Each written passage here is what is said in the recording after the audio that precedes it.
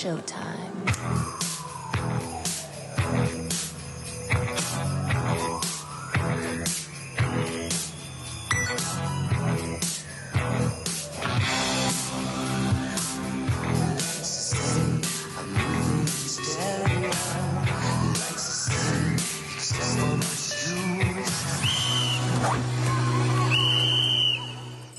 Hey!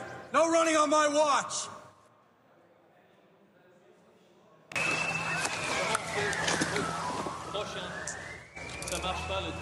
Ça marche pas. Voilà. So, small room, but thanks for coming. I appreciate it. Thank you to MetaFroggy and Jax for hosting us. When I was going to come over, I thought maybe the best thing to do would be talk about a CTO. There's a lot of talk of CTOs in the market. In fact, it seems to be like pretty common now, maybe more common than devs actually sticking with their project. And we've survived 4 months, so I guess we've done some things like reasonably well, some things we could do better. So I thought I'd just talk about the anatomy of a CTO, like in relationship with the market itself. So the first part is the actual takeover, which happens very quickly, right? For us, it was a little bit more drawn out. Devs decided they were going to abandon, but we were lucky in the sense that they were willing to sort of like work with us and hand over assets. But the problem with that was it was long and drawn out because they didn't want to dox themselves, getting the website, getting the Telegram, getting the Twitter. They all had personal information attached to those things.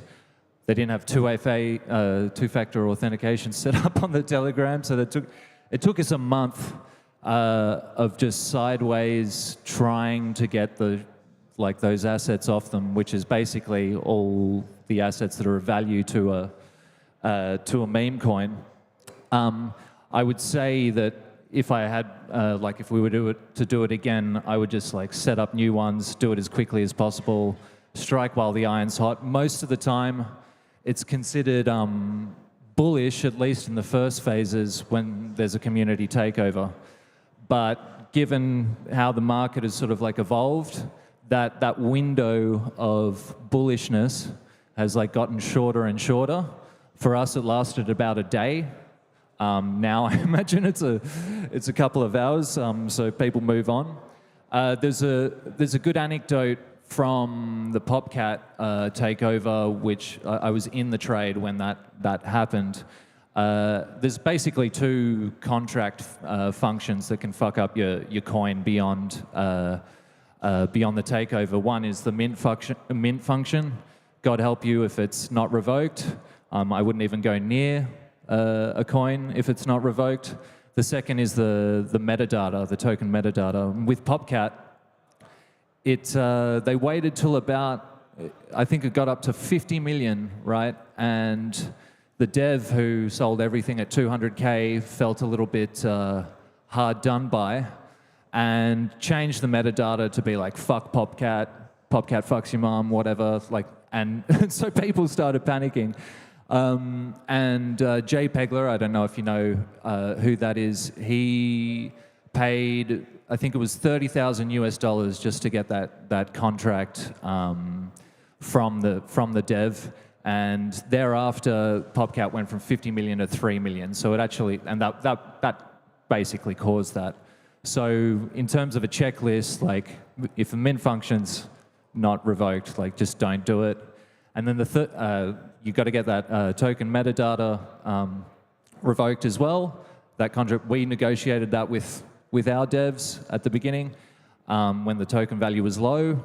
And then the third thing, I mean, I think there's space for this in the Solana ecosystem is like if the token was sniped, again, like I wouldn't just go near it. You'd be swimming upstream with no arms. Like it's a horrible situation. So fortunately, that didn't happen for us.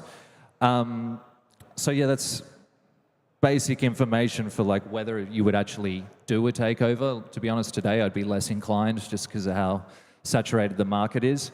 one point would be, if you decide you're going to do a takeover, then accumulate as much fucking supply as possible before you tell anyone that you're doing a takeover while prices are depressed, and just take that leap. You might lose it all, but it's going to come in handy next.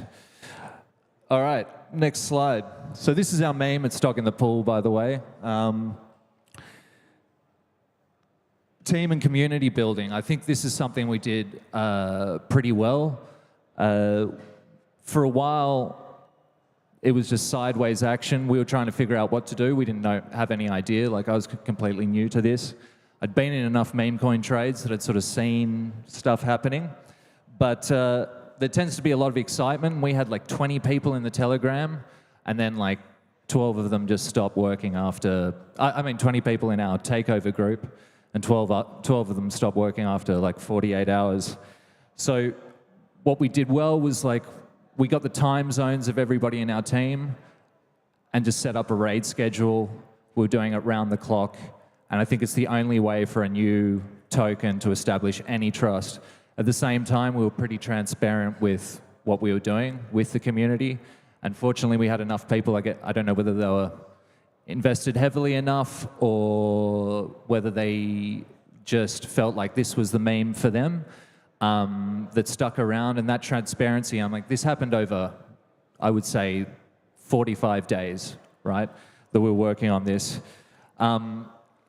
If you don't have them, you want to be finding people that can do graphic design, can do some development, and people who are competent in marketing. I just don't think it's like tangible to survive if you don't have those skills in your team.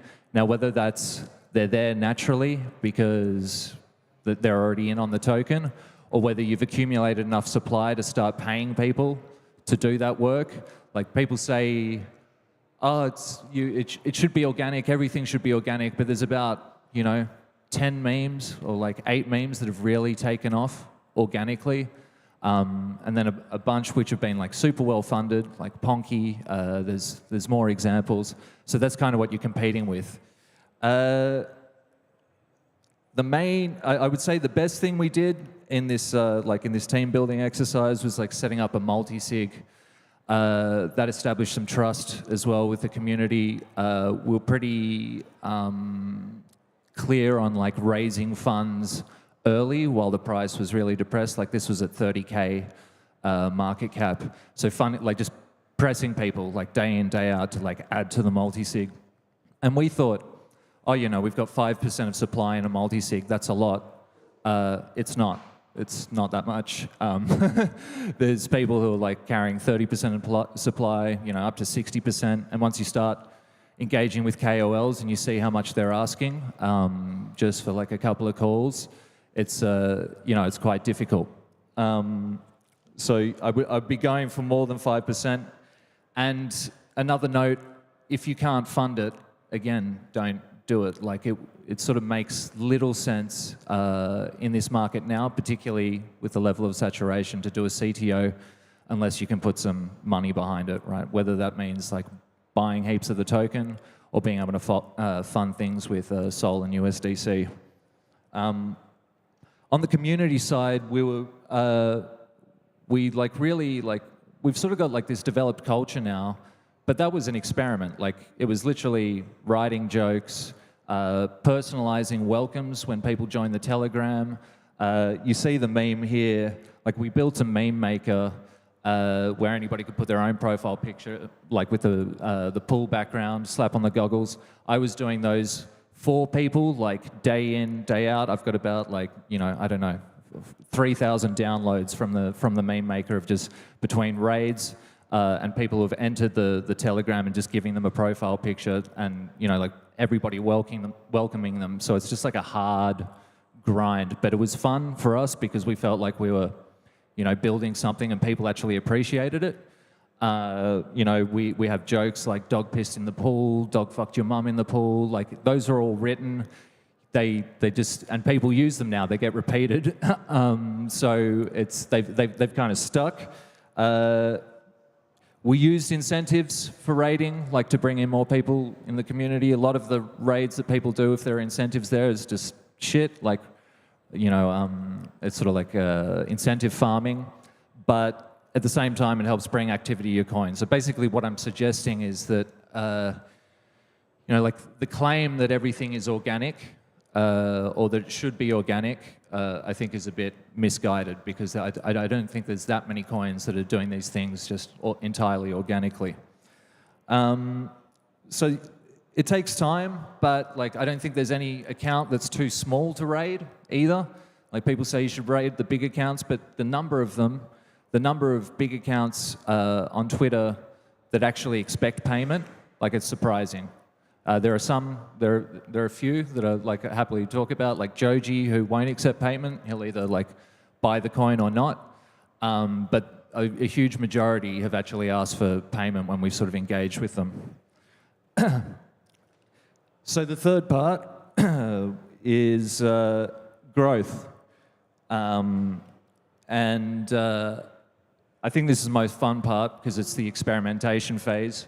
You know, we had sort of established a community and people who just obviously weren't going to sell. Like we sat at 30K market cap for ages. Then we started bringing KOLs. I guess the first thing to expect with a KOL, if you pay them, is that they will dump like 95, 98% of the time. That's not necessarily like a bad thing. You know, you're paying them for a service. They have a business model. They've got attention. They can bring attention to your token. But for me, the reason it worked for us in the first phase in getting us out of the ghetto and getting us away from 30 market cap, and we sort of like peaked at 5 mil, we're at about 1 mil now, was doing them all like in quick succession, so that once you start to pick up activity, you still have those eyes on your project. And if you introduce new things or you start doing things that are a bit cool, you've got that attention still. But it is like, I would say that you have to move quickly. And one thing we've suffered from at times is not moving quickly enough. So it's difficult because organizing people on all sides of the earth, it's tough, but moving quickly, and I wouldn't say don't use KOLs, just I wouldn't have any expectation for them to stick around. And the second thing I would say is if you're using KOLs, it's to, release supply slowly. So if you're paying like 0.5% of your token to a KOL, be like, okay, well, let's like hit some metrics. Either they've got to like do a certain amount of tweets, a certain amount of updates in their Telegram, or, you know, you're expecting to hit a certain market cap, they help you get there, you release the next bit of supply. Just because we had a few disappear on us after we sort of like spent some money on them, and handing that supply over early was probably a mistake. So the growth, you know, like I think we've seen in the meme coin market with Mishi. Obviously, there's Whiff. There's a few others. Boy tried to do it. There was the kangaroo, I've forgotten his name, Roger. Is the sort of infinite meme profile picture thing, right? So for us, what worked well was like putting people's profile pictures in the pool with the goggles on originally. But I think that works better. That worked better for people who already had an established sort of digital identity, who liked their NFT and felt like that relatability when you sort of related it to their token. So now, like, we're really focusing on bringing in creatives, developing our meme maker, being able to like create some flexibility with the thing. So what you see here is like it's the same dog with the pool, but we'll be able to change the background, introduce assets and make it something that people who don't have like an established identity, because what I think really with meme coins, what you're trying to build is identity, like something that people can associate with, because that's the only way you sort of get a cult mentality. I know it sounds engineered, but like just to us, it feels like we're just trying to pick that lock again and again. And so lately, I mean, Sayul, he's here, he's joined us. He made this actually, pretty good. So developing our content, I think we should have done that earlier, but that's what we're focusing on now. Marketing actions. Like beyond raids, like we just have a rotating, Twitter list. You know, we try and go into all, like not get ourselves in a bubble. So if, you know, we see that there's activity somewhere else, we'll try and build a list around like, you know, we've NFT communities, so on and so forth, and really try and expand our reach just so that people see us as much as possible. One thing worth noting is that when we used about 4 KOLs in quick succession. Then I did an AMA, right? And at the same time, we were probably raiding around the clock. And that, those activities over like a 1-week period really took us from one level of consolidation up to another. So that speed and like having many activities at once, being organized, trying to organize your team to be able to do those things is pretty important. One thing we did recently, which I thought was pretty cool, was we did an NFT raid on Mad Lads. So we took all the Mad Lads NFT images, and basically did a in the pool version and airdrop them back to the holders. Did a video release, like conducted a whole bunch of raids around it on the Mad Lads community to try and garner that attention. And I think, not saying that that's necessarily what you would want to do, but it's that sort of exercise and trying to think outside the box. Like to me, that just is like a massive raid, right? People were posting their NFT being like, what the fuck is this, right? And so that's an opportunity for us to connect with another community. It worked pretty well, but it's that sort of, you know, experimentation and just not giving up, grinding that I think has kept us here today. We've got a probably still like a reasonably small community, but like a very like committed community. And then I would say the final thing, and that's hopefully will tip us over the edge, is actually just classic business development. So coming to this conference, you know, we speak to influence all the time, and rather than like paying them, we try to sell them on the vision of the project. Like some guys have come in to buy OTC office, and so we're just basically slowly over time trying to get as many people. From the last slide, actually, we have like a few people. We've got Eric Cryptoman that way. We got Joji that way. Mikey. Oh, that's it. Sorry, passes quickly. All right. Thanks for your time. One video. Chirujou. Froggy. You think you've seen it all? By the dip guy. You ain't seen nothing yet. Cheers. Just go.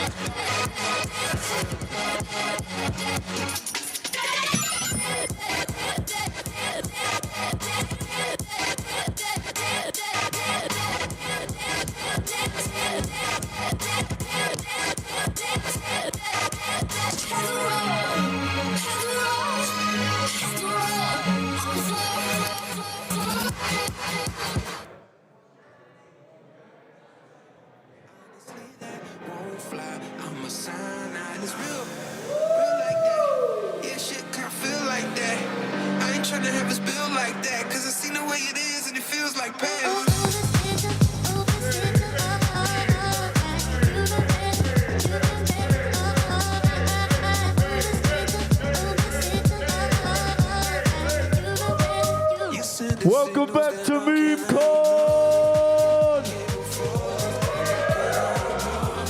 Yes! Rock and roll. We're back. Piece of shit. We're back, baby! It's Memecon 2024! Did you have a good break? You're regenerized, refreshed? Got ready to learn more about memes.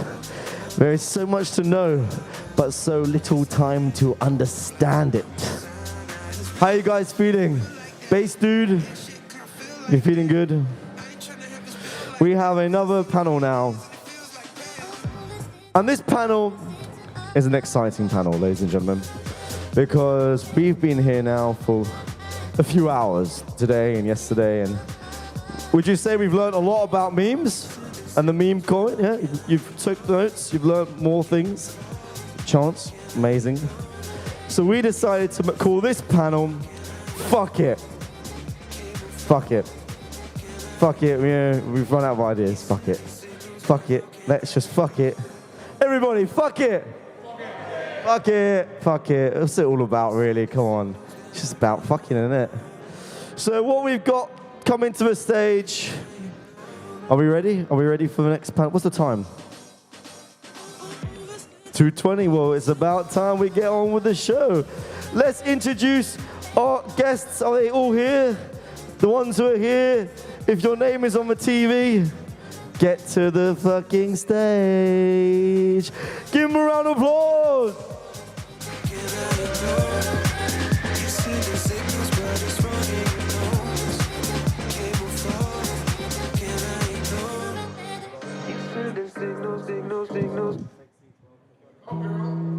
I let my heart decide where it should stay.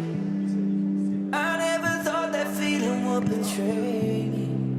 And I hold on to the fact that you might be coming back. Give your panelists a round of applause. All those years ago, you're not the person that I used to know.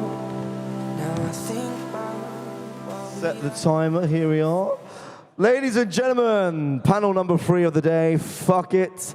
Let's start with this handsome man on the end. Pick up the microphones, guys. Fuck it. Who the fuck are you and what do you represent? Tell the lovely people. Hey, what's up, guys? So basically, there's a mistake there as well. My name is not Satoshi. That's my partner. He couldn't make it, so I had to replace him. I'm JP, and we're representing the bird community, the bird token, the savage little bird. So yeah, that's who we are. Give it up for JP! Go for it, sir. Tell me, what is your story? Well, my story is that I'm one of the original DJs because I was flipping sneakers when I was 15 years old. And Whoa. Sorry, hold on. You were doing what when you was 15 years old? Flipping sneakers. So I was buying sneakers, hoping to make some bucks to sell to someone else after I got He was flipping it. sneakers at 15 years old, and now the man is 16 years old, so it's been a whole full year of flipping sneakers. What are you doing this year? So what we do is, I'm from another one. We do digital products. We connect physical and digital assets. And here today, I'm representing another one, but also I'm representing all our sneakers community because there is one of our first collection, the Sneaker Society, launched in September 2021. We're still alive, and we're dropping a Memecon for all our community that is called Shoes. So happy to be with you. Let's get let's get digital. Woo! Give it up for Marco, and he sells shoes. Give it up for that guy over there. Madam, what is your name? Tell us, what do you do? Yes. Go for it. My name is Shandana. I represent the Politify space, Omaba. It's the puppet master. So we control the politicians. So we make fun, actually, of the politicians. Control the politicians? Yes. So Shit, that's some everything real that world. happens in the news, we pop it out with videos. Wake up, people. Yes, wake up. Illuminati. So we play on that. And we have views between 150K to 150. On episode 8, we had 400,000 views. So that's what we do. So it doesn't matter if Trump wins, Biden, or whatever happens in the world, we will still make fun of every politician and be the puppet master. Yes. What was your name again?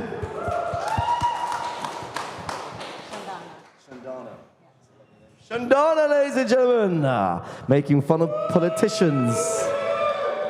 Sir, handsome devil over here, may I say you are spicy looking. What is your name? Where'd you come from? Hi everyone, so my name is Gus. I'm representing Tokenomeme, and we aggregate, we analyze every memes on internet through all of the social media, and after we build some narratives around the data that we aggregate, and happy to be here with you today. Give it up for Gus Tokenomeme! And finally, on the end, you handsome man, you look at the beard on this gentleman. Look at that beard. so groomed. Most well-groomed man I've ever seen. What is your name? So I'm Bruno, but known as Vault. You're Ronald. Vault. What's your name? Bruno. Say again? Bruno. Bruno! Carry on, Bruno. I'm from Rido. It's resistance dog. It's like a token that fights against digital resistance. It's in digital resistance against censorship in Telegram mainly, because it's the face of Telegram by Pavel Durov. He designed this dog, which we now call the resistance dog, against censorship in Russia and stuff like that. Bruno, Telegram, fighting against digital... Oh, and we're in Ton blockchain. Say again? Ton blockchain. On the... There you go. Woo! Pump it. Pump it up back there. What blockchain was that? Hey! Yeah, investor. Get your green signs out, ladies and gentlemen. Get your things out. You've got them all out. Wait, you know your cards? You got your cards on you? Get your cards. We need this. We need this. JP, I was partying with you last night in your club, Envy. Is that your club? That's not my club, but I do know the owners. But you're working there. You're smashing it. We were getting lit with the tequila. What is the difference? Are you a big shitcoin investor? Man, I think like the difference, and I would have to go back to the BSC days where these coins were just popping up and like they had no purpose, no meme whatsoever. People just wanted to make money, and I guess that's a shitcoin. And a meme coin is something that you actually build, and you have like something behind it, you know, a narrative, like a good meme. And I think that's the difference between meme coining and shitcoining. Shitcoining is like pump.fun in my opinion. I like that definition. I enjoyed the BSC scan days of buying Cum Rocket and other projects. Did anybody else enjoy those 2021 memes? He's still got loads. He didn't sell. He's got a tattoo. What tattoo you got? I got a tattoo of a project that I did on ESC before I switched to What's it called? Mecha Pond. Mecha Bonk. Yeah, it's a sequel to Doge Bonk. Ah, it's a sequel to Doge Bonk. And can we see the tattoo? Yeah, Show us the tattoo. Yes. Oh, and show everybody in the audience the tattoo. There you go. It's a robot dog. yes, it is, with a baseball bat made out of steel. I like it. Bump it!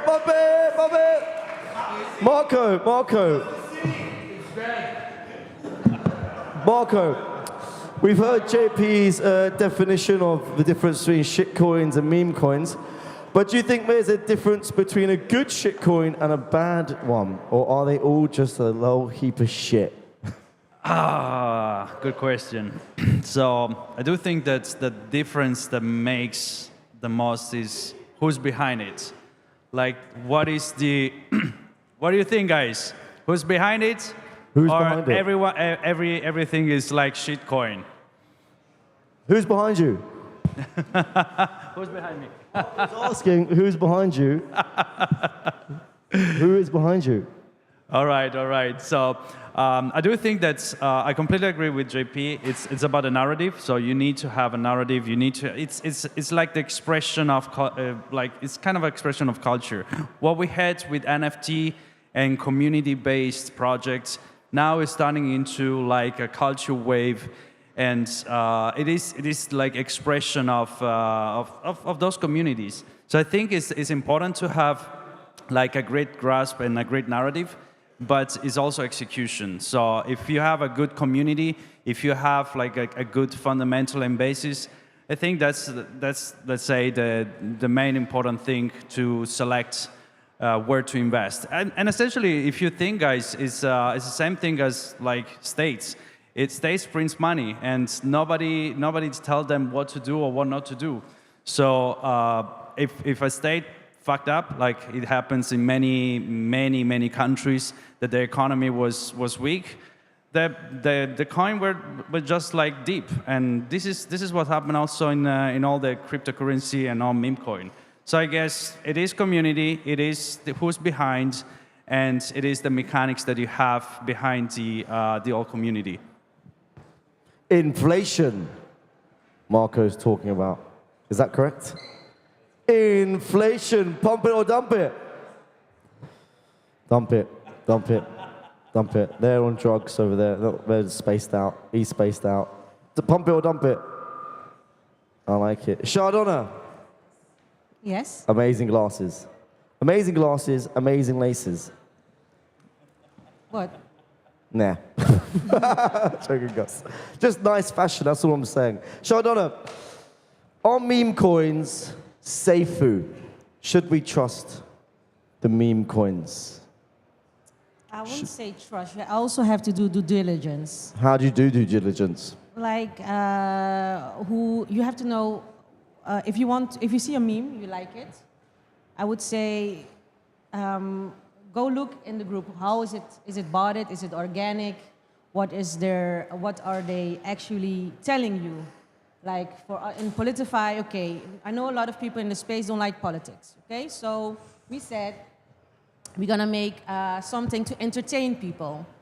And what we have seen is that it's not only crypto people watching, but just normal, everyday people who come into our space in Telegram who just want to be entertained. And they see something, they don't want to think about what's happening in the world, because it's sometimes a horrible place, and we try to entertain them, and that's what we do. And on Maba, it's not a community-driven, it's a family. It's people one of my admins who's in Ukraine, who works every day his butt off to help me run this project, normal people with normal jobs, no marketing, and we push, and we grind every day. That's what we do. It's the one guy who's a truck driver, who makes his wife rate with us. It's the kid who goes to, works at telemarketing, who says every day to me, I want to tell my boss to go fuck himself. And I tell him, we're gonna make it happen, but we have to push. So that's what we do. It's indoor talent, no big names. So I would say watch for Maba, watch how people work. When strangers become friends, friends become family. Powerful, powerful. President of Mexico, approved. President of Mexico over there, approved. In Spanish, aprobado. Muchas gracias, amor. Muchas gracias. Obrigado. When strangers become friends, family become strangers. Is that what you said? Something along those lines. Oh, you're fucking the same thing. We all trust. What's that? Wife becomes alimony. Oh, provocative. Get a prenup. Get a prenup. Get a prenup. Don't be stupid. Get a prenup. If you ever get married, get a prenup, people. Raise your hand if you're married in the room. Who's married? Okay, you guys married? Raise your hand if you've been divorced in the room. Oh, just me. No, I'm okay. She was a horrible human being, so I got rid of her. Oh, he's been divorced as well. Oh, no, okay. Pump it. Pump it. All right. I wasn't going to bring it up, but I am newly single, so any ladies or President of Mexico interested? No, okay. Gus, you look like a handsome man. Are you single? Oh, my God. Gus is single, ladies and gentlemen. Ow! Dump it. Oh, fucking hell. You're dumped, Gus. You're dumped. Fuck. Who cares? Dumped. So we're talking about memes, and we're talking about whether they're safe and if we trust them, and in general. But what's wrong? The microphone's broken. Let's see. What's that? Dead battery. Pedro, we've got a dead battery, Pedro. Get your ass to the floor now. Right, they use that one. So, the topic of the conversation is fuck it, Gus. What are we doing, man? Should we just, fuck it, innit? What do you think? Just let's fuck it. Don't pump it. Totally agree about that. And just one word about the utility and the shitcoin and the meme coin, the difference between that. I don't think there is a difference, because normally meme coins have no utility, but it's not true. There is the entertainment, and it's the most important. And if it makes you happy to invest in a shitcoin, it's not a shitcoin anymore because it makes you happy. So it's all about the entertainment. And if you like to invest in shitcoin, then they have a utility. So it's not shitcoin anymore. And yeah.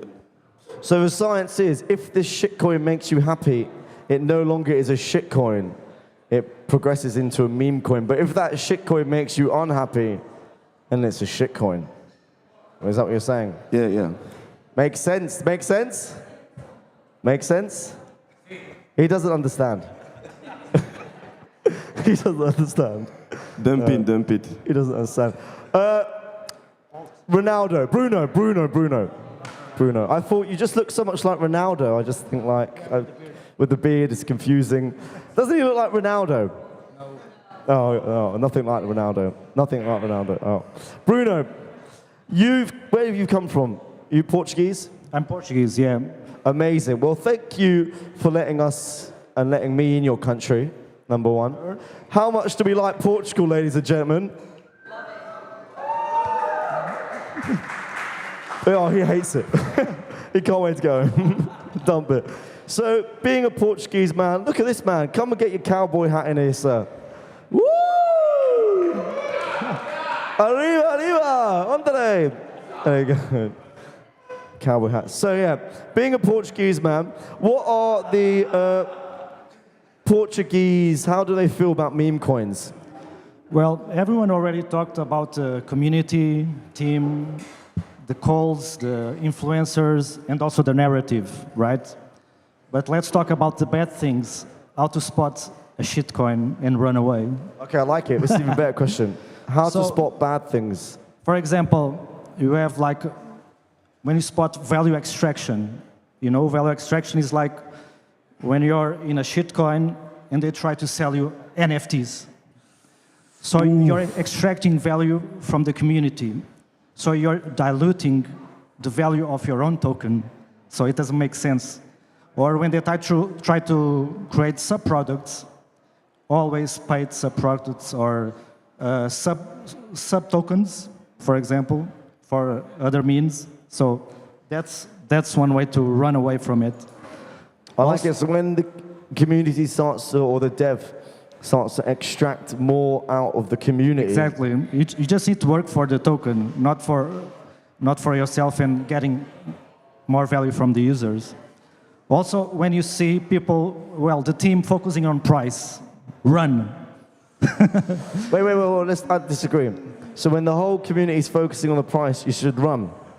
Not the community, but the team. Oh, stop. Hold on, ladies and gentlemen. We've just been intruded by. Everybody, please. It is the King of Tuzga. The King of Tuzga.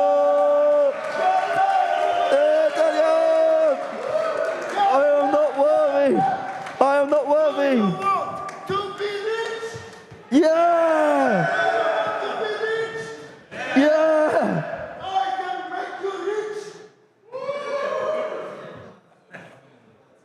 Thank you, King. Yeah, take my seat, please take my seat.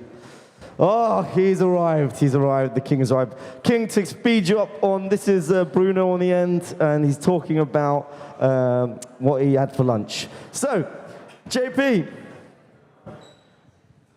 I want to ask you an interesting question.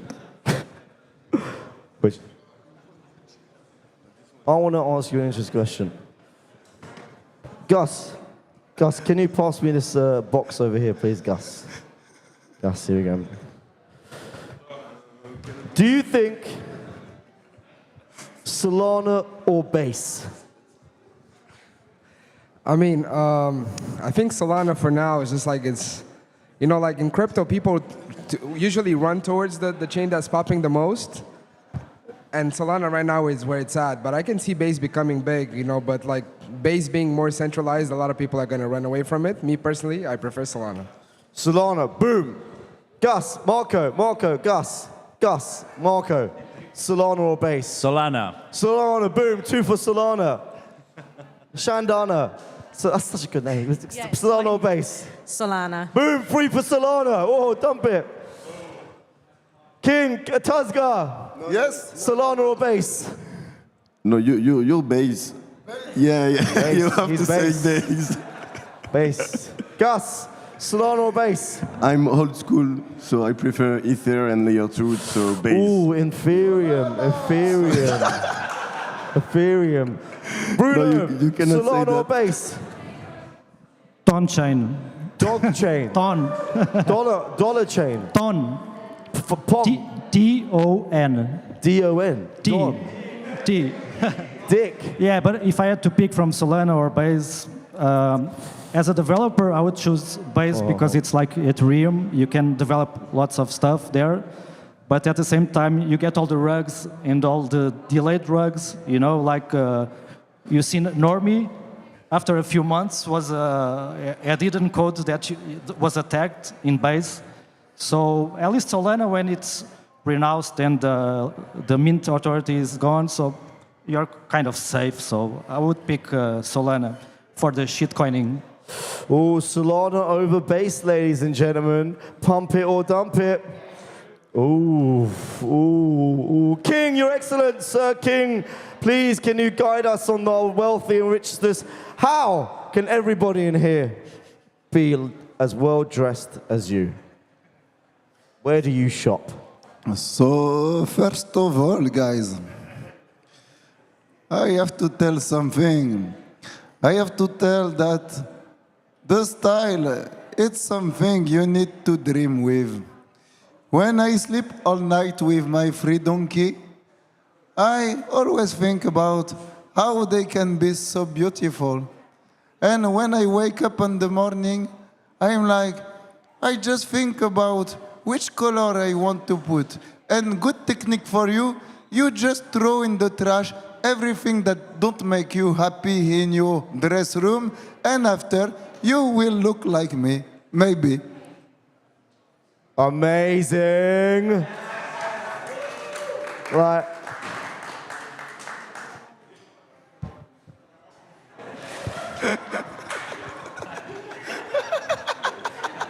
Won't do that again. King. Here we go, King. In your country of Tazgar, King. This is not allowed in my country. Oh, I thought this was a tradition. It's This is not allowed in my country. Oh, I thought it was a tradition in Tazgar that everyone drinks and gets on it and fucks donkeys. No? No, yes, sorry, but no. sorry. No. I've got the wrong country. Yeah, I've got the wrong country. Sorry, Bruno, do you like to, can we drink in Portugal? Hey, we're in Portugal! Right, take one. I'm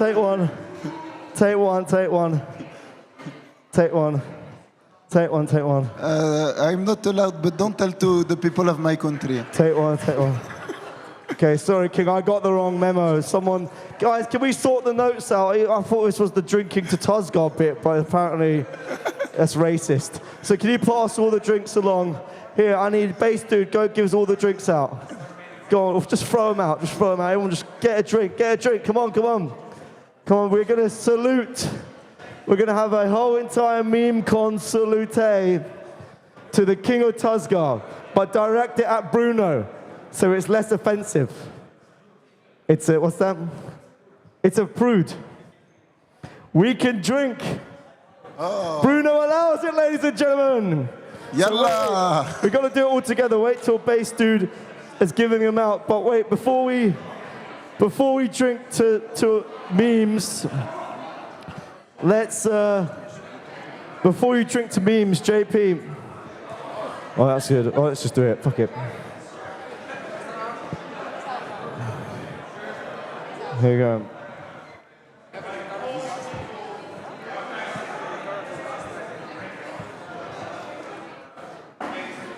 Ladies and gentlemen, in honor of Memecon and in honor of King Tazgar joining us, which is quite inappropriate, to be fair, and Bruno and the guest, let's all have a drink to memes! Woo! Ah, beautiful. Beautiful.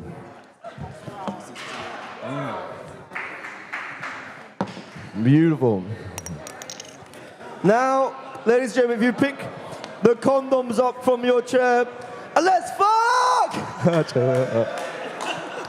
Marco, back to the panel. Back to the panel.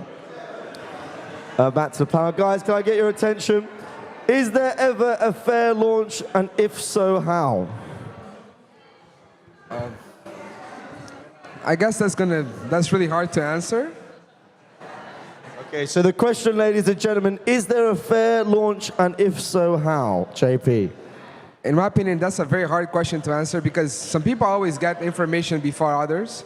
But I guess just like fair launching, I would just say like have a community and don't announce a date. Like I'll say a day and then don't announce an hour and just launch it and just put the contract in the community chat, I guess. So that's the only way I see it. Like being completely fair, that nobody's ready, everybody gets it at the same time, and yeah. So you think stealth launch is the way to go? I mean, like, answering to your question, I would say that's the way to go. But personally, like, I don't really like stealth launches. Okay, do you agree? Stealth launch, Marco, or a planned launch? I think it's stealth launch because you just have to airdrop. I totally agree. It's not a token. You don't have obligation to investor. You don't have obligation to anyone. You just like drop it as like on an airplane. You drop cash on people. That's it. Shadana, stealth launch or planned launch? I say neither. Neither? Yes. How? It's like Go if on, you elaborate. want to do something, if you believe like in your project, and you think that it can bring you somewhere, just do it, and you will see the people will come. Mate, so just do it. Just do it. Ladies and gentlemen. Nike, just do it. Just do it. I like it. Bruno. Just do it, baby. Just do it. So there's no fair lunches as there's no free lunches. No fair lunches, no free lunches. There's no fair lunches and there's no free lunches. So I think Bruno's got a bit confused and he's thinking about lunch, ladies and gentlemen, but that's okay. That's okay, he's had a drink, so. Yeah, I'm fine. Gus. Okay, Yes. Where did you get your glasses from? Paris. I don't know the. Oh, Paris. Oh. Fancy, Gus. Paris, very hot, my friend. Tazga, where did you get your glasses from? So yesterday, when Dan arrived, he became a queen. And after that, he was so beautiful on the screen with this little squirt like this. Oh my God, I know that Dan will pump. Who know Dan? Who know Dan in the room? You know Dan? Yes, yes, yes. If you don't know Dan, go to check some Dan. You can buy Dan and he will be rich and you will be rich too. Hare Krishna, Hare Krishna, Hare Krishna. I agree, Tazga. Everything you said, I agree. You say it so eloquently as well. Now, tell us a little bit about your donkey, because yesterday you spoke about your donkey, and I want to know, is he okay today? So my donkey is good today. He told me that he doesn't like the weather of Portugal because he need more dry. I don't know why.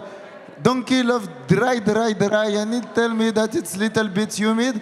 But I hope he will be fine. Now we stay in the hotel with my new girlfriend of last night.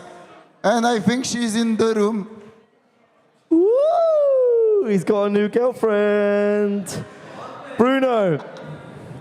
Look, Bruno, I've got to ask the question. Now, it's not for me to actually, like, it's not a question I wrote. You could fact check the sheet. But Bruno, are you retarded? No. No, Bruno's not retarded. I'm a dog with a hoodie. So What's that? I'm a dog with a hoodie, so I'm not retarded. You're a hoodling. Dog with a hoodie. You're a god. Dog. Oh, he's a dog. You're a dog. I think Bruno's a bit retarded. You are, yeah, don't worry. We all are in here. I'm going to open it up to the floor. And remember, it's called Fuck It. So really, this is your opportunity to get anything off your chest about meme coins. Sir, you look extremely confused. I love it. Have you got any questions? Got any questions, sir? Yeah.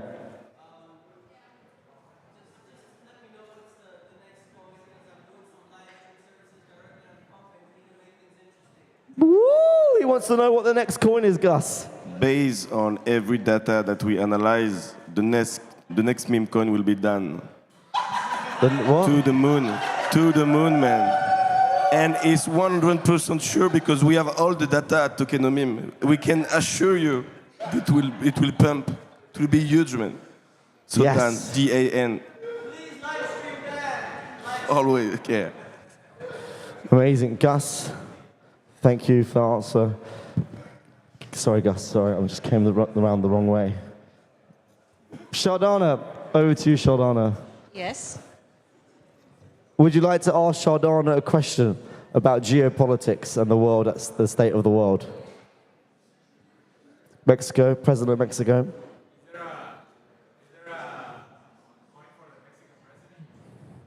There isn't yet, so maybe. Oh, amigo, mucho Yeah, dinero, mucho dinero. Marco, where did you get your laces from? So, Where did you get your laces from? my laces, it comes with the shoes. It comes with like 3 pair of laces. I like it. Don't you like his laces, ladies and gentlemen? Have we got any questions to wrap this one up? Oh yeah, did you make people rich at 5:30, King of Tuzga? So, not, like, I can't answer, right? No, don't know. Yes. Who were in the room yesterday? Okay. Who become rich? Yeah. 1, 2, 3, 4, 5, 6, 7, 8, 9, 10, 11, the 12 people. You was here. Yeah, 13 people become rich.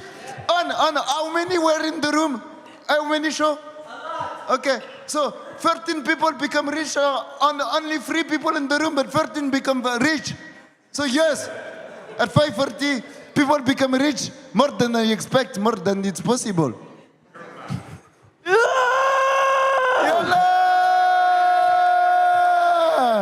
Well, ladies and gentlemen, thank you so much. Fuck it, it's been a wonderful panel. Give it one more time for JP, Marco, Shardana, King of Tuzga, Gus, and Bruno.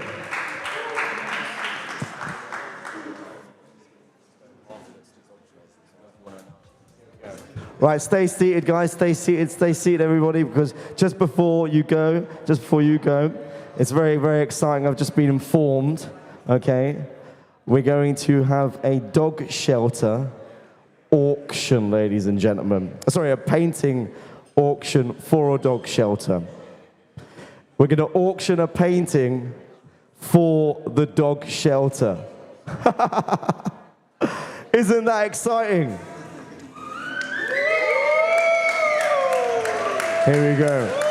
This is a painting that has been painted by The Internet Will Die, I believe his name is, aka Pablo. And we are auctioning this painting in for the charity, the dog shelter, which I believe is a Portuguese dog shelter. And here's the artist behind us. Here's the artist behind us. Now, how would we like to do this auction? Would we like to auction it across any chain? Can it be any chain? Ethereum, Solana, Base?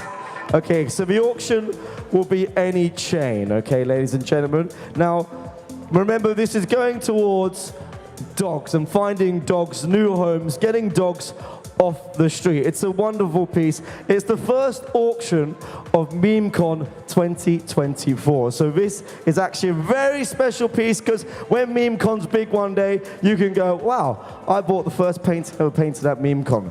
So not only that, it's a sentimental piece. And we're going to be starting the auctioning, and remember, across any chain, so I don't know how Ethereum is actually going to work, but we'll give it a go anyway. Okay, just shout out, raise your hand if you would like to make the first bid, and then shout out what chain you would like to make it on and how much you'd like to bid. Okay, we've got a bidder over here, sir. Is that right? Have you bidded? He started the bidding. How much would you like to bid, sir, and what chain? What's that on base? Can you speak English? Are you on drugs? He wants to, it's like, you said a bit. He said a bit. Have we got higher than a bit, ladies and gentlemen? No. Say a number. Say a number. Should we start the bidding? 50. 100. Oh, is that pounds? Are we doing pounds now? Or euros? Okay, fuck crypto. Suck it off. Too complicated. Why are we even here, man? 1 million of done. Oh! 1 million of done. 1 million of done. Can we get the USD value of dung, ladies and gentlemen? 1 Solana. Oof. Now we're talking. Half an ETH. 0.5. We got 0.5 Ethereum in the room, ladies and gentlemen. Can we go higher on a 0.5 Ethereum? 0.5 Ethereum, ladies and gentlemen. 0.5 Ethereum. What's that, King Tusker? 4 billion dung, ladies and gentlemen. 4 billion dung from the king, which equates to about half an ETH and a little bit more. No, half an ETH. We got half an ETH, ladies and gentlemen. Sir, you look wealthy. Oh, and ladies, you have an NFT associated with it, so you've always got the certificate of authentication. So you can't like copy it. 0.5, we've got 0.5 on the beam, 0.5, 0.5, 0.5, 0.5, higher, 0.5, 0.5, 0.5, we got 0.5 installation, 0.5, 0.5, 0.5, installation, 0.5, stop in the minute, 0.5, stop in the minute, 0.5, stop in the minute, 0.5, stop in the minute, 0.5, we got any on the phone calls, pick up the phone, anyone on the phone calls, no one on the phone calls, 0.5, 0.5, stopping the bidding at 0.5, stopping the bidding at 0.5, ladies and gentlemen. 0.5, 0.5, 0.5, anyone on the phone? Anyone on the phone? Anyone on the phone? Is anybody on the phone? Nobody's on the phone. 0.5. And now stopping the bidding at 0.5 Ethereum. It goes to the gentleman in the front row.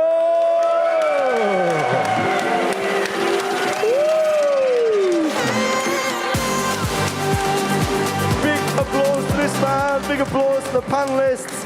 Let's take a photo, chat amongst yourselves. We're going to have some lightning talks. Big applause to the artist himself. Big applause to the dog shelter. Chat amongst yourselves. We're going to have some lightning talks in a bit and more panels. And we're just going to have a bit of fun. I hope you're having fun.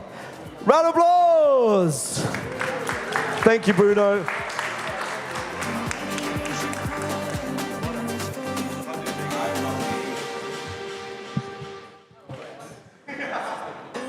That's it, play the music, Pedro. Hit it. Chat amongst yourselves. Find out about where the other person's from. You know, see if they want to go for a drink tonight.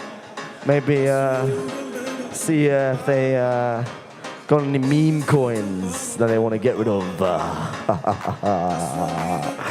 We're done. We're going to have a photo, though. Let's have a photo. Round of applause.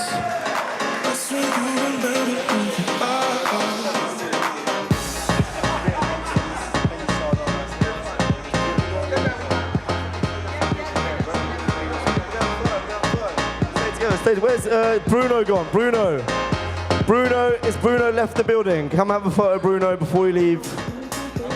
The king. Okay, you guys get in the photo as well, Pablo. Well, they're having their own photo. We're having our own photo. There's 2 photos simultaneously taking place. Pablo, now get in this photo. All right.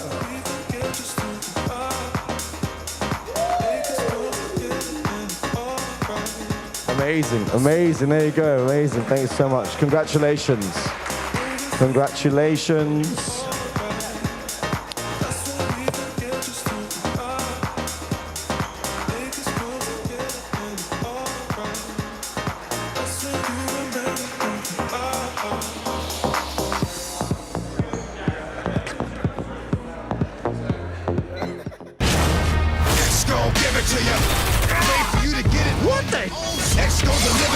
Don't mess with me.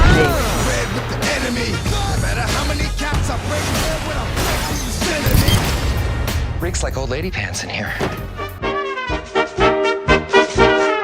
What is this? What is this? Crypto.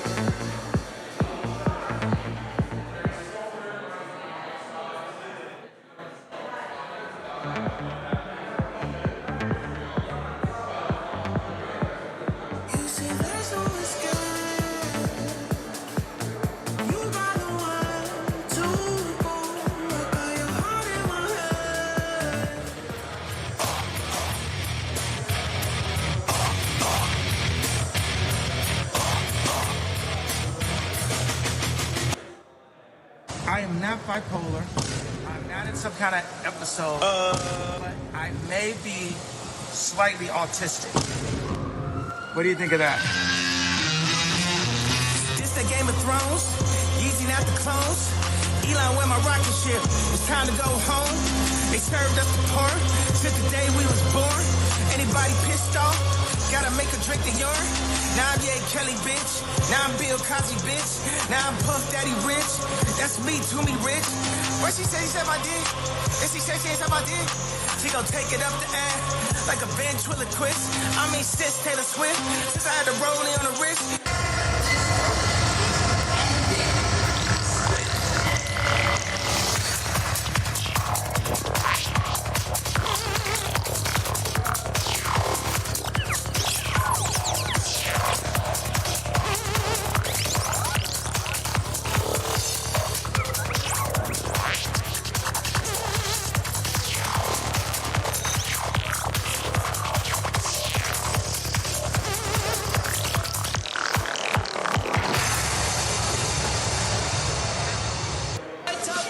books. His parents were careless assholes, they shot the gun. He could not run, his life was done.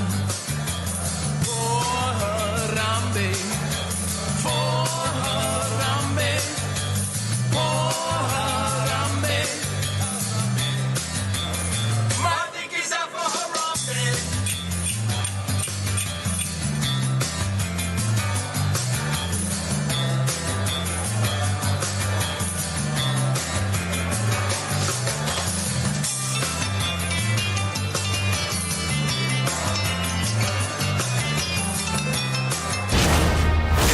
Give it to you.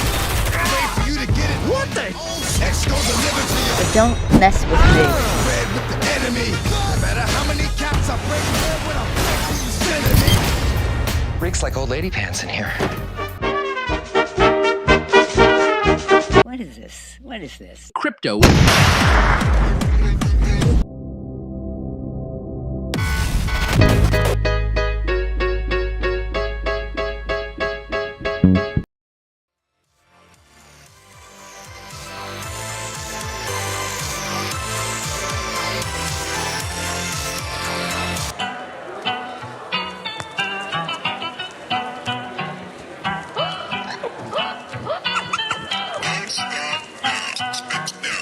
Money, magician, magnificent mission. Millennium Falcon, move mountains and make millions. Mapping the stars, the moons over Mars. Mystical, living milling with minotaurs. Magical, mermaids, majestic, in love with me. Maximum magnitude, maxing my currency. No maladies, malaise, no malice and no malevolence. Manifest momentum, a mountain, a mad inheritance. Mercy.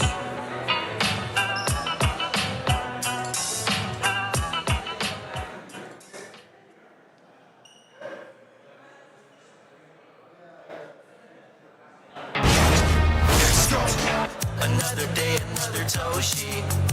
Add 'em to my wallet, you don't know me.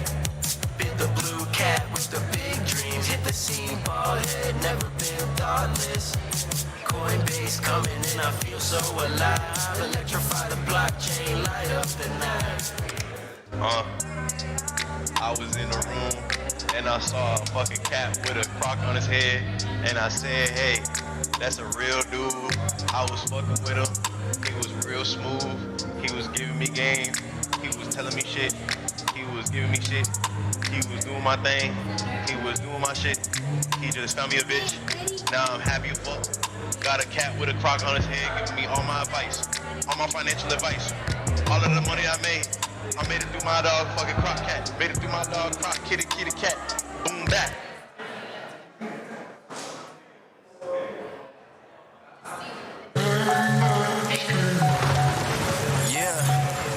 All my DeFi people stand up. Stand up. Yo, what started as a meme became the biggest thing. We looking mad rich, often bulldog things. I'm feeling bullish. Baby Fido token, keep it pushing. Big dogs in the house, yo, Fido, how we looking? On top of it, ain't no stopping it. Better hurry up if you ain't copied yet.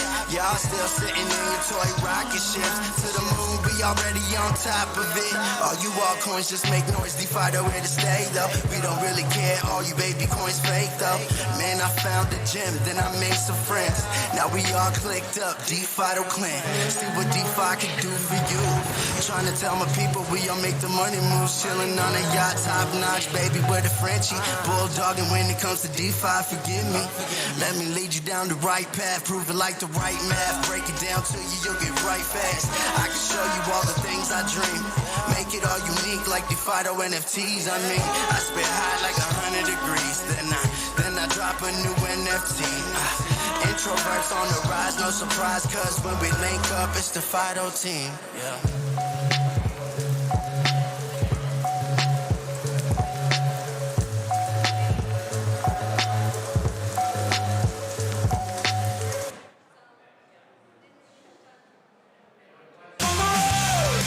Manchester to Lisbon.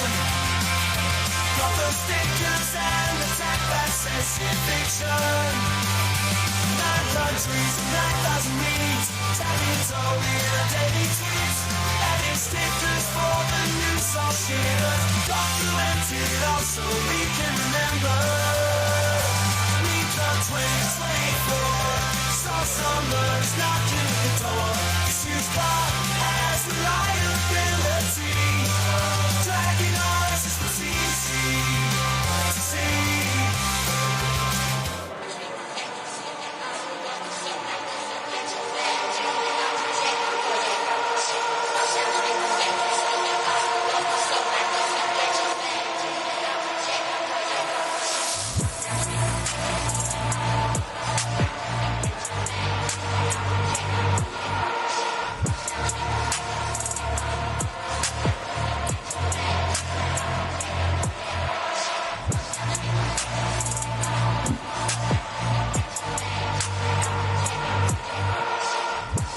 In approximately 8 minutes' time, we'll be having a lightning talk, ladies and gentlemen. So please prepare yourself. Wear extra protection.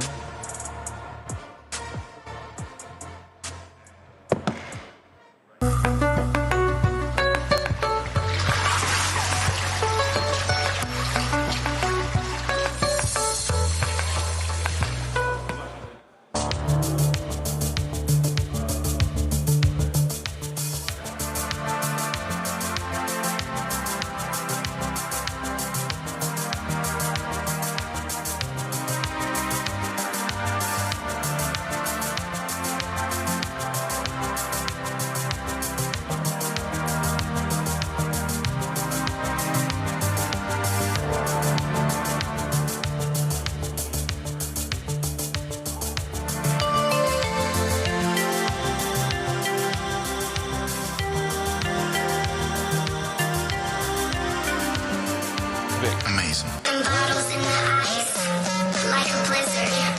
When we drink, we do it right. Getting slizzard, sipping scissor in my ride, like 3-6.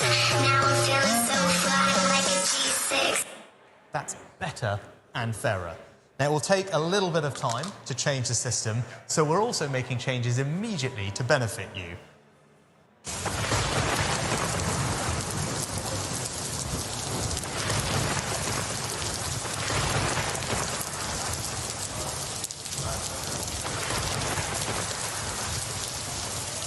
Be calm! Be calm! Oh, be calm! Who's dragging my son? I can't watch this. Okay, who's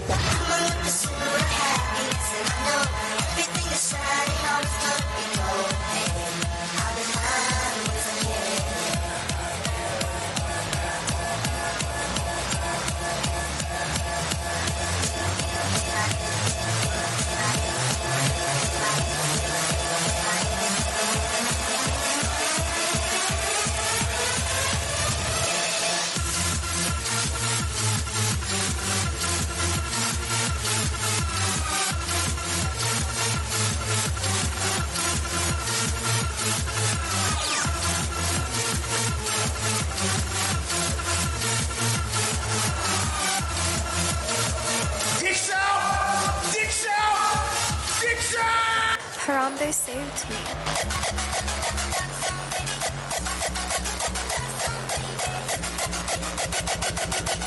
Dicks out! Dicks out! Get your dicks out!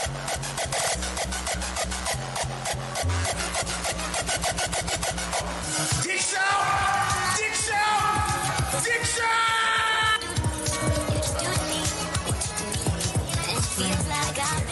And it is time to get your dicks out for Harambe.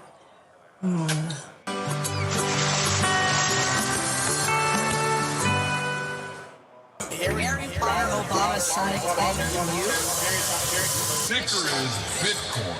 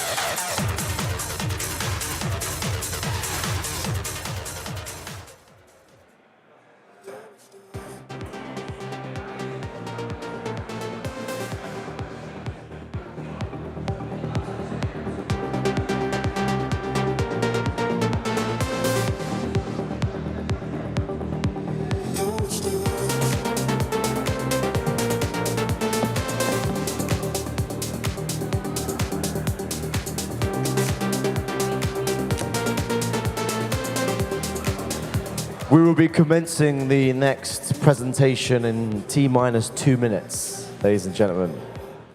Are you excited? Woo! Wow! That's what we want to see. I heard the speaker's very good as well. In fact, he's excited. He's excited. Sir, where are you going? Exactly, that's the correct answer.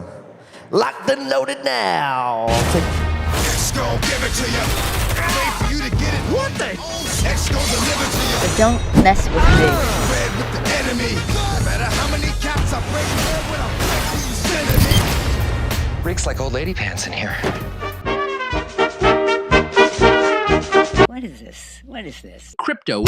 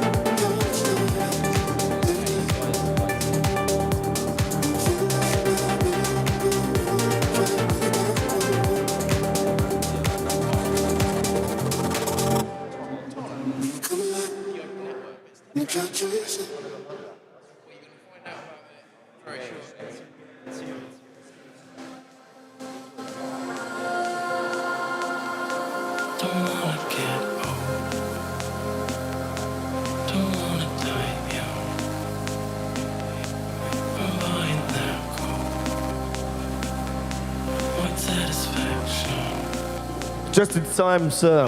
Handsome devil, you. Come and take a seat. X gon' give it to you.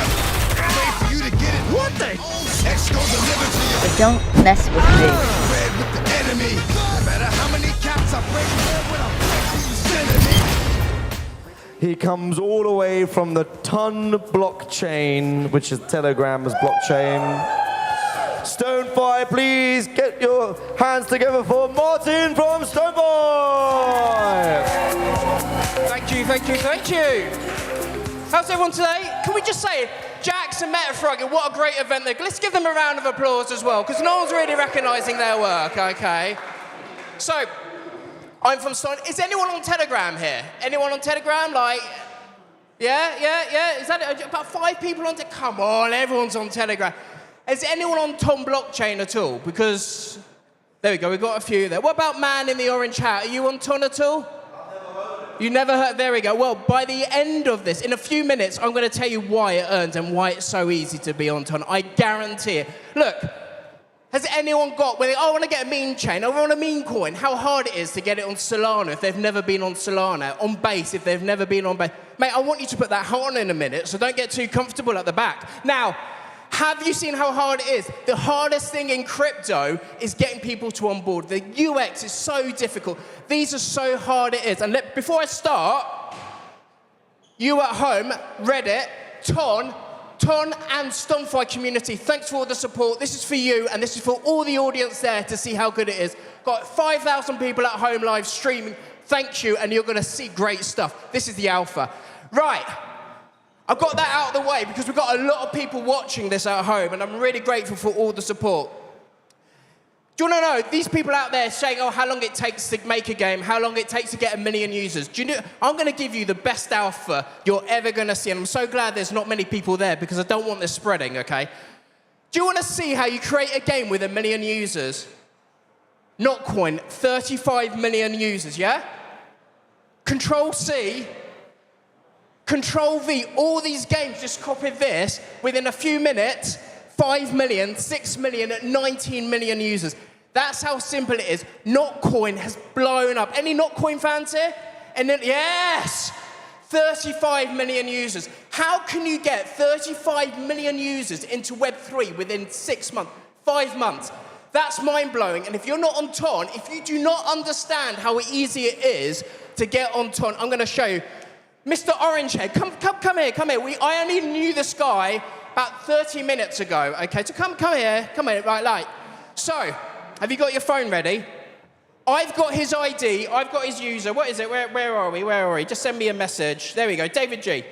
Look, get your phone out. I know your username. How much is it for a beer down here? How much, has anyone had a beer in Portugal, Lisbon? $4.50. Cheap beer. Mate, in London, it's a tenner. Do you know what? I'm going to send you something. You've worked really hard today, mate. You've worked really hard. I'm going to send you 2 ton. You get yourself a beer, okay? There we go, 2 ton. Get yourself a dinner, okay? Yeah? Watch this. Sending now. Now get your phone up. Look at that. Get your phone up. Onboarded. There we go. Look how easy that is. Anyone on Telegram is now onboarded. So if you've got a meme coin, if you've got any coins, now, that's how easy it is to onboard. Don't have to download wallets, apps, nothing. That guy's on board. And I'm going to show you how easy it is. Okay, look.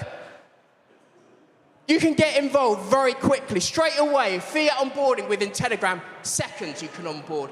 1 tap onboarding. You can send USDT. I can send it again. Do you want more? No, I'm not going to give you any more money. Anyone here, if you want to come to me, Martin, can I have some money? I can give you money just by knowing your Telegram username. Imagine being able to onboard. There we go, people are already coming for money. Imagine how easy it is to onboard. This is crazy. Connect your wallet, any site that's on Ton. Amazing. Viral on Notcoin. 35 million people got involved in Notcoin. 35 million within 6 months, you got 35 million. If you've got a great quality project, great community, you turn that community from Telegram. You're all on Telegram, why don't you just go on the Ton blockchain? Get on the mini app. You can turn your meme coin into an app, get people on there. Thousands, millions of users can easily go on that. Do you know what? You can even get Telegram ads. And if you work with a foundation, if you work with good quality projects like us, you can get ads, and we can supply ads for you. That easy. Do you know what? These ads were so crazy.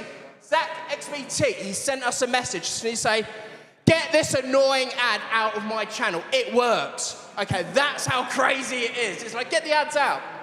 Community bot, we've got 2 million people. You can get it in front of the eyes of. This is crazy.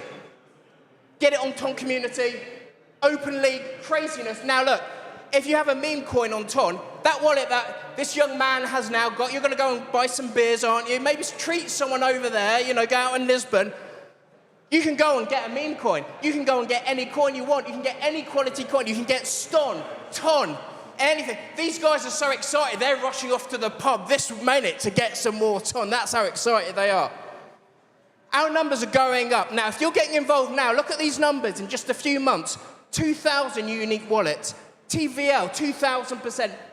6,000 monthly active users. So if you get involved in these early stage projects now, imagine what they're going to be in 6 months, okay? This is right at the beginning. Imagine when you got all these Telegram users actually finding these coins, actually being able to know that it exists. It makes so much more sense, and you're really early about this. Already, just very quickly, Stomfi is the largest DEX. We've got 600,000 unique wallets. Already gone up from thousands. We're going up.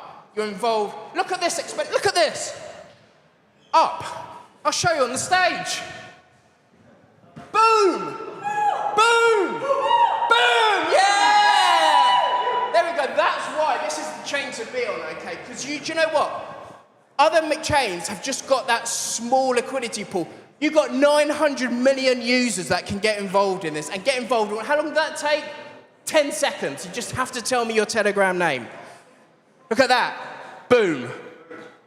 There we go. You coming up to give me a high five? No, there we go. He's just like, yeah, for the Ton. It's so easy. The lowest fees, it works seamlessly. This is how great Ton is, okay?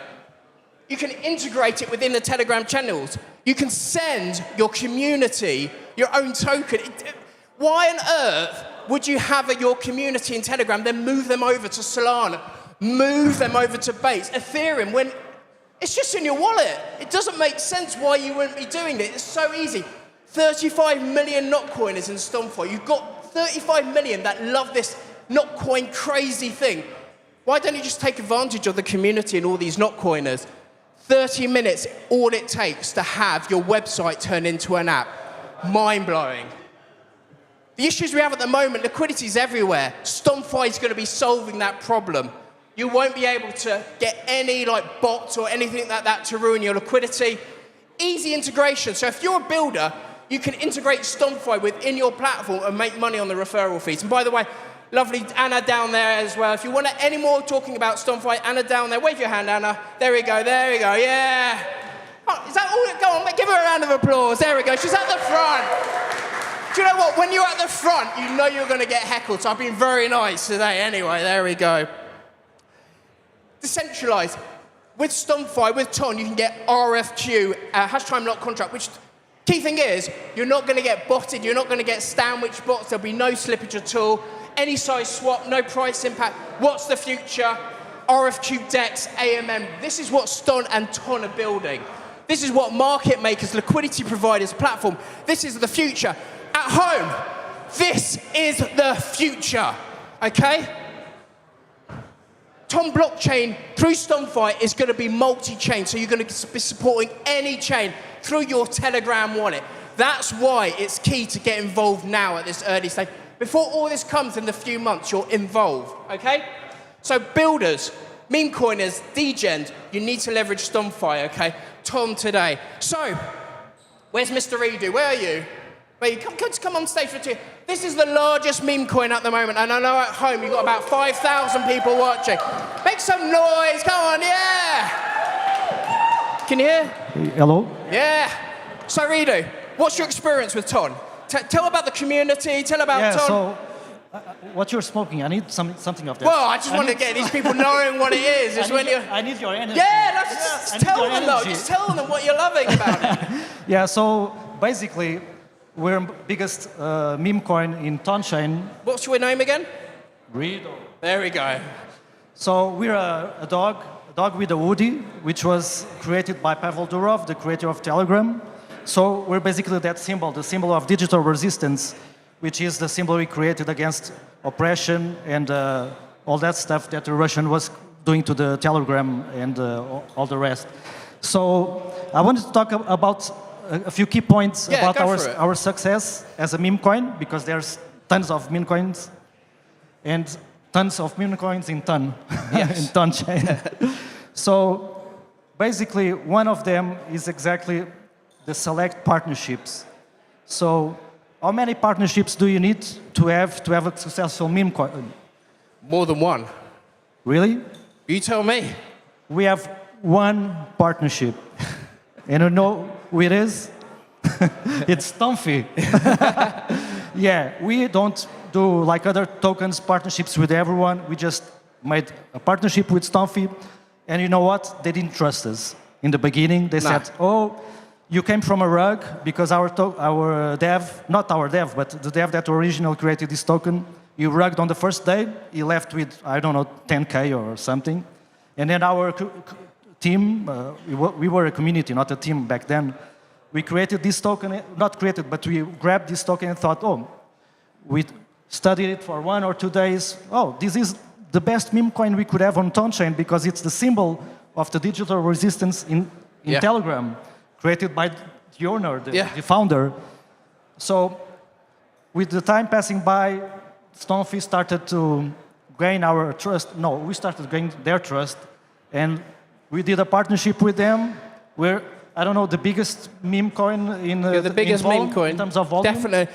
Biggest and longest meme coin that's been around, which just shows the great community. But you've harnessed the community from Telegram. And it's all the people that are looking at Telegram, the people that are dealing with it, and then they're getting involved. Not from any other way, but because they're on Telegram, it's easy to get involved in the ecosystem. And it's something, the Telegram itself, it's something that we as a meme token, we are not fighting about price. We are not constantly thinking, oh, it's going up, it's going down. We are actually ambassadors for Ton. We are onboarding people to Ton. So it's not just about Rido. Yeah. It's about the Ton ecosystem. So we're part of that, and we're proud of being in Ton chain and not any other chain. And basically, that's it. Onboarding. So easy. Yeah. And until you realize how easy it is, I've got 1 minute left, so I'm going to thank you very much. Let's give him a round of applause. Getting up to really nervous. So, I'm really grateful for that. Yeah, hello, sir. Please accept this email request for the party. Can you accept Liam, whoever's got that on there? Okay, Metafroggy, accept Liam. Right. Key thing about Ton, easy UX, easy onboarding. If you want to mint, it's really easy. If you want to do your NFT, we've got the key NFT. Get gems there. Give a wave like there, like there. If you want to mint your NFT, how big is your platform? How many users? How big is the volume? It's huge. 2.5 million users on there. Okay. So guys, I want to thank you very much. But again, I just want to say, let's give a huge round of applause for the whole organisers getting this together. Ton Blockchain, let us know if you want it. Thank you very much. Metafroggy, Jax, thank you very much, guys. You said it was one of your friends down on 54th Street, boy. So why did 2 or 3 show up on your call ID? This happened to all this, but so how could you be? Don't think about it, don't think about it.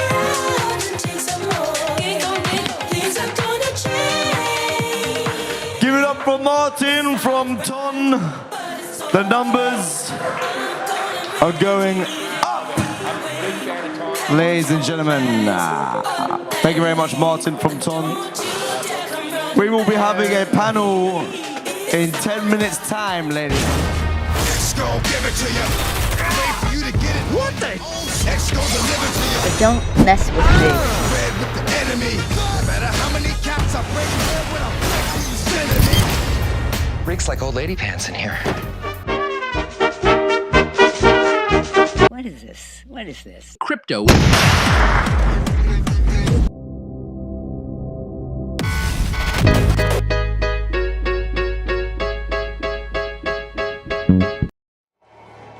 Pump it. Pump it. Chat amongst yourselves and enjoy your life for the moment, because in 10 minutes, it's about to get rocked.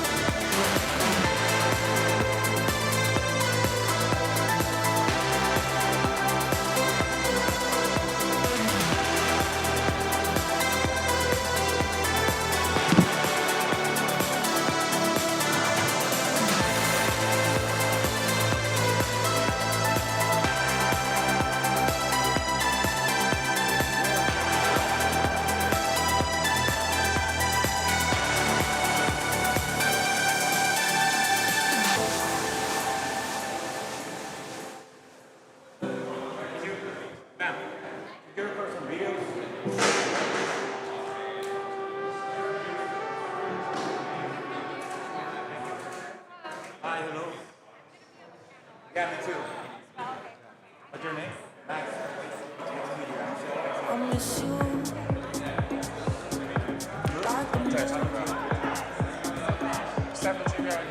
a song out of time.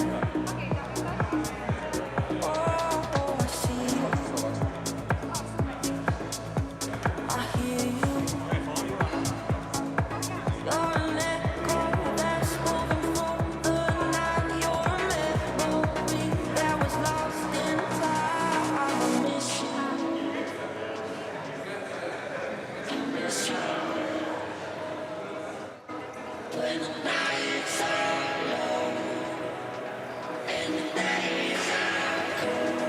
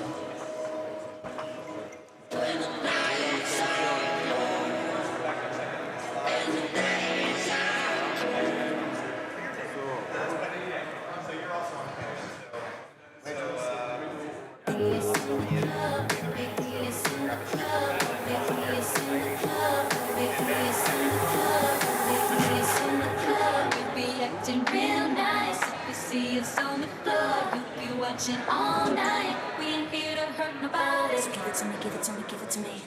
Wanna see you work your body. So give it to me, give it to me, give it to me. Boys in the party, everybody put up their hands. I get up half a mil from my feet, you get a couple. Never gon' see the day that I ain't got nothing. Ladies and gentlemen, welcome back to Memecon 2024. Can I get a hallelujah? Can I get praise the Lord? Wow, look at this mofo. Welcome, thanks for joining us. Amen, brother. Here we have an exciting talk all about art, ladies and gentlemen. And to switch things up a bit, we've even got ourselves a guest MC. So please give it up for Ethan over here, ladies and gentlemen, who will be taking the show. Check, check. Hello, there we are. Fun to have you here. I think this is going to be a fun discussion. I think it's going to be an interesting discussion, so I'm excited to hear what comes out from all of this. My name is Ethan Pierce. I am the founder of Borderless Venture Capital and the NFT Factory in Paris, if you know the NFT Factory. One of the 128 founders. If you throw a rock out there, you'll hit, like 20 of them are here. But for me, I'm excited about, what I love about this event is the past 2 years, it's been very digital art focused and just amazing communities built around that. But this year we've got that crowd, we've got this crowd, which is lovely.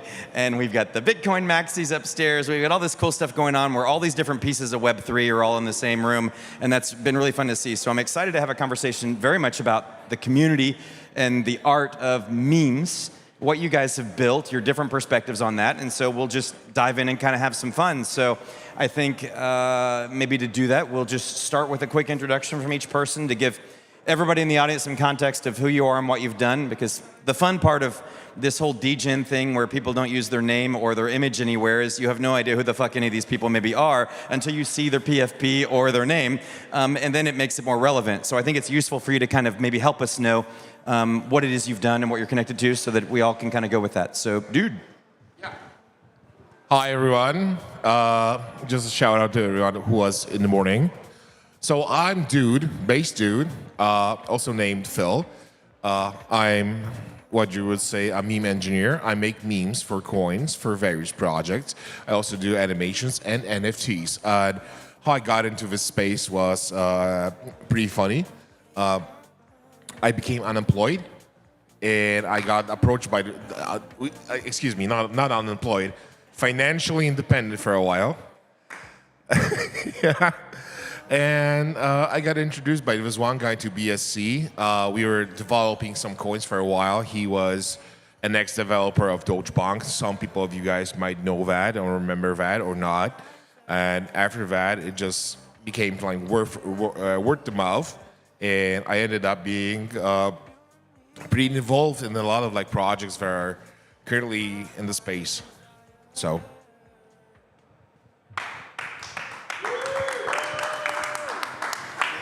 Yeah, so hi everyone, I'm Seol Garcia. I come from Mexico. Like, earlier today, someone is saying that sort of like the president of Mexico, sort of, but I don't know about that. Yeah, I got very recently into the meme world, the meme coin, crypto, and NFT, and all this stuff. I'm just learning about it as we go because I'm very early into this. But I'm an artist. I mean, I've been doing this for like 10 years. I'm an independent artist, and just by this year, I started to get involved in crypto projects and meme coins and NFTs. Just as an artist, you know, this is what I love to do, and I would love to keep doing it. And I really love this community, so there's a lot of cool stuff that we can do, and especially with meme coins and NFTs, you can be very creative with it. So that's what I love about it, and that's why I'm here. I mean, I got invited for a meme that got viral, which is Anita McSween. I don't know if anyone knows about it. It was something that Anita McSween. Oh yeah. My God, I love that meme. I mean, it was something that I just made this meme, and for accident, it got into Drake's hands for some reason, and then he made it viral, and I got sort of in the wave of that virality, and that's why I'm here. And then Jackson and Froggy contacted me, invited me to the event, which I really appreciate. I come from a very long way. I'm from Mexico, and I'm very happy to be here. So. Let's see if this one. This works well, right? Can you guys hear me? Awesome. I can't believe I'm sitting next to you. I love Anita McSween. What a funny meme. I'm Mags, everyone. Hi, I'm so happy to be here. I run product for a company called Truth Arts. We are the founders. We launched Goblin Town, the 187, and Illuminati, if you guys heard of those collections, which have done over $220 million in sales. Today we're actually launching a product called Meme Depot. And Meme Depot is basically the new home for memes. So what we really want to do is curate and collect all of the different meme work on this planet and create a world-class collection of everything. So we're really excited to launch that today. I personally have had a meme folder since 2011. I have thousands of memes that I've been collecting for the past almost 15 years now. And so I'm very excited that we're finally making conferences about memes, because who would have thought we would have been here?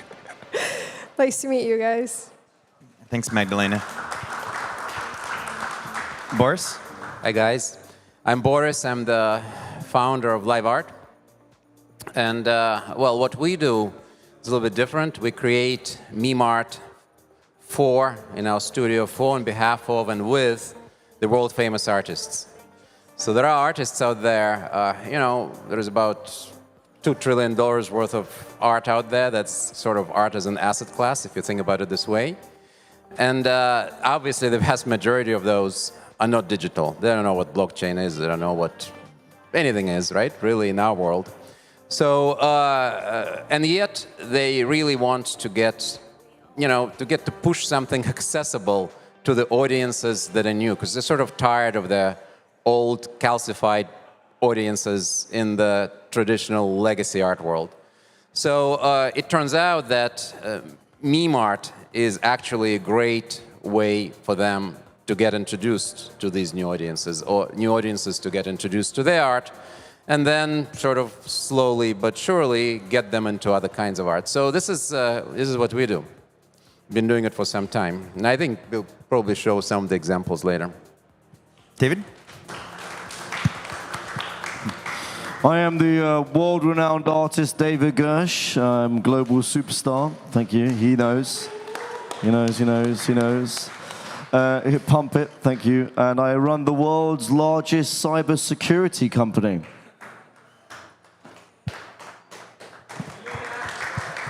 And maybe, Ethan, before we dive in, you know how speakers also shared some content. So we are going also to share some meme art also. And then, yeah, you can take it from here. Yep. And so bear with me 1 second. So up. Tag. We'll show, different things. So that is coming from an incubated project from Memecon.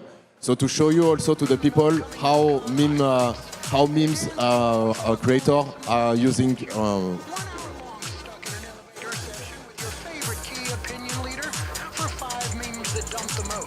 Memecon sticker pack soaked in LSD and free tour of Lisbon with people wearing hat only. Now I guess also we had something from live art also. And Boris, if you want also speak a little bit about that. So let me find it also quickly. I think it is this one. Yes, boom. Let me put that. Yeah, that'll work. Yeah, if you want to guide the people through that, Boris? Sure, yeah, really briefly. So this particular one is by an artist. His name is Yoo Min Jun. He's kind of a rock star in the contemporary art scene. So again, if you look at quantitatively, it's about $157 million of art that he has sold at auction. So the total market cap is probably about twice that. So about $300 million in art. And he's famous for this character, right? So this laughing man that you see here. And you probably have seen this before, right? It's in all the major museums around the world. It's got a lot of collaborations. But he has never done anything digital. So when we started working with him, he was completely digitally not just non-native, but ignorant. And, we did a few projects with them on unmentionable chains. But now what we have done lately is we have done an ordinals drop with him, and that became really successful. And so that one was the most meme-like, as you can see here. So he placed his art in various interesting contexts in this pixelated way. So, this was an ordinals drop. It was art historical content, which is some of the things that you see here, famous paintings in the background. Some of the others, like famous places, the Eiffel Tower and so on. And other things. So it was around about 1,200 ordinals that sold out pretty fast in the primary market, and that really, most importantly, introduced this artist that did not have any digitally native audience to about 30,000 collectors. So that's how many people joined the allow list during the pre-sale. And that's, for him, is huge, right? Because his collectors normally buy his artworks at about, I don't know, $1 million a piece. So he doesn't have a lot of those collectors, maybe a couple of hundred. And now suddenly 30,000 new collectors who are now familiar with his character, familiar with his work, and that sort of lives on. So the last thing I wanted to say about it is that now that put this essentially meme art on the radar of the more traditional art world. So the genesis ordinal from this series is currently being sold at Sotheby's, you know, the belly of the beast, the kind of the epicenter of the art world, as their, I think it's actually lot number 1 in the current ordinals collection, ordinals sale that is currently ongoing for the next couple of days. So I think that's what that QR code was about. So that's our story. Thanks, Boris. For this artist.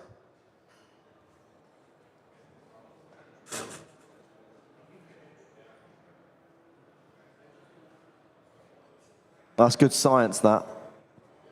You can take it from here, Ethan. I just put some art on the back. I'm not sure I can take it from here, but I'll try. That's the okay. Well, thanks for sharing some of the stuff that you worked on, and visually, it's all. This is a visual conversation, so I think it's great to at least have some of that there as well to talk about. And so, well, now that we've kind of done the tour of kind of what you do and different things, and I think we'll probably have some time for maybe a question or two at the end. So if you have some, I'll try and get to you as we get towards the end. The first question, some of these were given to me, so don't shoot the messenger, but does meme art have to be autistic? Maybe we want to define that, but why is that the question, and what do you think that means in the sense of why is meme art so different from other kinds of digital art, and why does it have to have that particular personality or approach? What are your thoughts on that? So I think that meme art should and has to be autistic because that is the essential soul of the internet. The internet has been pioneered by people who are nerds from day one. The reason that it is right now written by normies is another factor, but some of these normies can be catered with actual art. But art, I think, is a very wide word to be used because I think it's hard to call art something that you scribble in your notebook where you draw your dicks, your boobs, and other symbols. So if we treat the internet as a blank card that you use in your notebook, that is the essential soul of how it should be conveyed. Same with the communication, because memes are a new form of communications. We stopped using words, we stopped using emojis.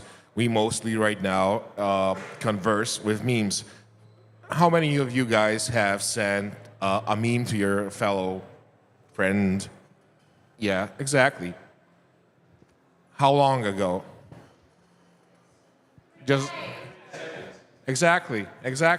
So we sort of evolved backwards with the means of communications, and I think you can bridge that in a way that autism is a sort of simplified version of communication between humans. Therefore, the simpler, the dumber the meme, straightforward, the better. Therefore, memes have to be autistic. There's no means on adding on top of that and building some pretentious, thought out means. Because at the end of the day, I don't think we can call memes art. I think we can call memes a form of communication. And that is my thought on this matter.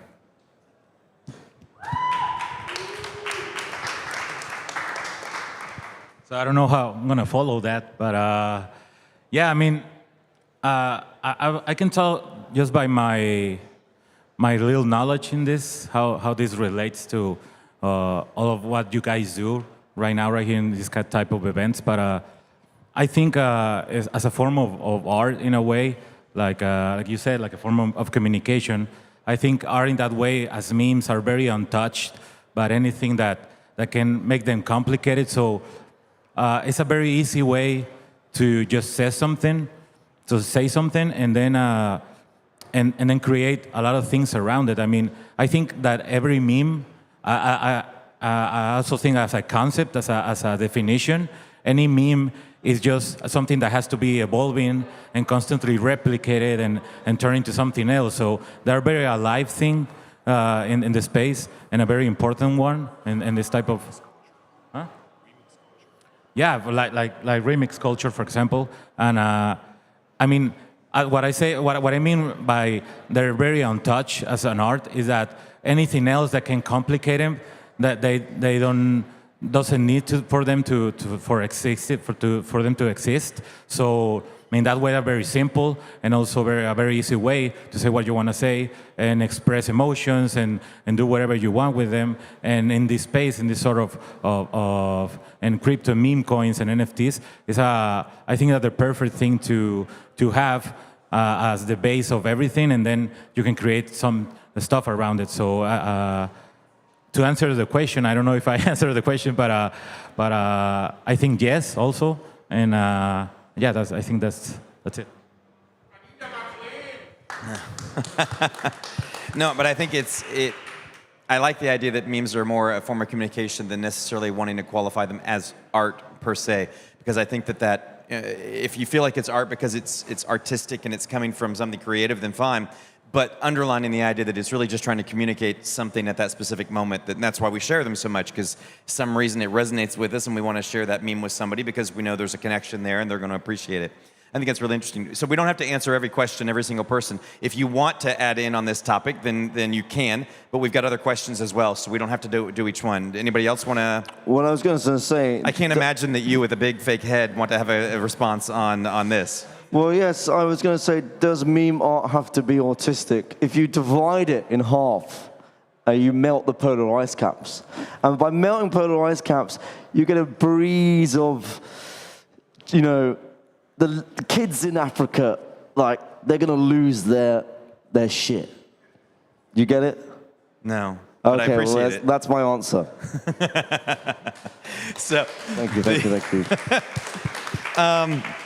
Switching gears then, how about AI having a place in this art form or as a form of communication? The fact that we can use Gen AI to create so much of this, either for efficiencies, for scale, for speed, or just for the pure creativity of it. What are your thoughts on Gen AI in this space? Maybe Magdalena? Yeah. So I work with a lot of meme creators and curators. It's my job to literally talk to meme creators all day long, which is a really fun job. But I think the thing that I keep hearing is that meme creation is zeitgeist, right? You hear about something and you gotta pounce on it. The first person who pounces on that topic and is able to take advantage of whatever social event is occurring in the world is going to be the one that gets the most retweets, likes, and meme fame, right? And so I think that generative AI is going to play a really big role in memes. I think we're not there yet, but I think just watching everything that's happening, how people can take current topics and translate them to emotions and iconography has definitely evolved. And I'm really excited for, I think, everything we're going to be able to do in the space in the coming months as we're learning more about how we can integrate all the different data that we get from all the different social network providers to create these memes. So I really do think it's just zeitgeist and making sure that you take advantage of the moment when it comes up. I have to sadly disagree with you because the computer and AI doesn't have the same thing as every single person here in the room, which is creativity and humor. You cannot teach a machine by far and so far how to think abstractly. And the problem that AI and memes have gear that grinds here is that it's too much easy to pump it out. You can type in a prompt and by some accident it might be funny because of the error of the machine, but it will never be as funny as you intended to do. And at the end of the day, you're ending up with a product, an image, that basically acts like this caricature picture that a child goes up to his parent, just shows it up, same with the internet, shows it up, and the parent goes like, sure, that's pretty nice, honey. That's the problem with AI and memes. It can't work like that, because it's not organic, and it will never be until the moment that the machine can think creatively. What if the memes become sentient? What if the memes start becoming sentient and evolving over time? Boris, I'll give you that one. Well, I think that I have to agree with everybody here. It's very difficult to, probably the last thing that is going to be, that AI is going to crack is humor. It's going to take a while. It may never happen, but humor, this ambiguity, and that thing that I showed earlier, this ironic smile. It's like, how do you recreate it? How can AI do that? You really don't know if the guy's, in those memes that I showed, is he making fun of himself? Is he making fun of his surroundings? What the heck is going on? So I think that, at least in our experience, AI will take a while to be helpful here. I think what's important also is I definitely think that when we look at the future, when we look at creativity with AI, it's not necessarily about the AI doing everything. It's about the artist using that as just one of its tools. I mean, if you take it as something as simple, if you're using Photoshop and you use the blur tool to blur some stuff, there's an algorithm behind that is analyzing every single pixel and creating the effect you want. We've been using AI for a while in a lot of our software tools. Taking this a step further, it's not necessarily about having the AI do everything. It's about just having a more developed tool set. Last night was the AI Film Awards last night here, and they had a bunch of short films that were absolutely brilliant. That none of these were made completely by AI. They were made by somebody who wrote a script, whether they used ChatGPT or not. Somebody who then used other tools to create frame by frame or the visuals in terms of the full motion of it to create these short films. And so it's not necessarily a question about, the AI cannot make a good short film on its own. But by using these tools, these things were brilliant. There were two that were just absolutely fantastic, but they'll post the videos to these things more on social and stuff. But it was pure, everything you're seeing on the screen was done by an AI algorithm, like a DALL-E or Midjourney, but as full motion video, not just as frames. And so I think we're going to see a lot of that where artists who have an idea are just leveraging AI tools to create using those tools. But we are definitely a long way away from just having the AI create memes because it wants to and have those be funny or relevant. What about AS, artificial stupidity? I think we have so much natural stupidity that... Am I right? Yeah, but I think we've got so much natural stupidity going on. I'm not sure we need to create more artificial stupidity, but I do think we'll have plenty of that. Let's see, where do we want to take that? So I think we kind of already did this one, kind of rolled up together. So the next one then would be, how do you really feel that meme art is reflecting kind of where we're at now culturally as a form of communication, as a form of visual creativity? What are your thoughts about why do memes matter right now on the meme art side, but then we have the coins and all this other stuff that kind of fits into that. Why is that stuck, kind of struck a nerve? Why is at this moment in culture, this matters so much? Thoughts?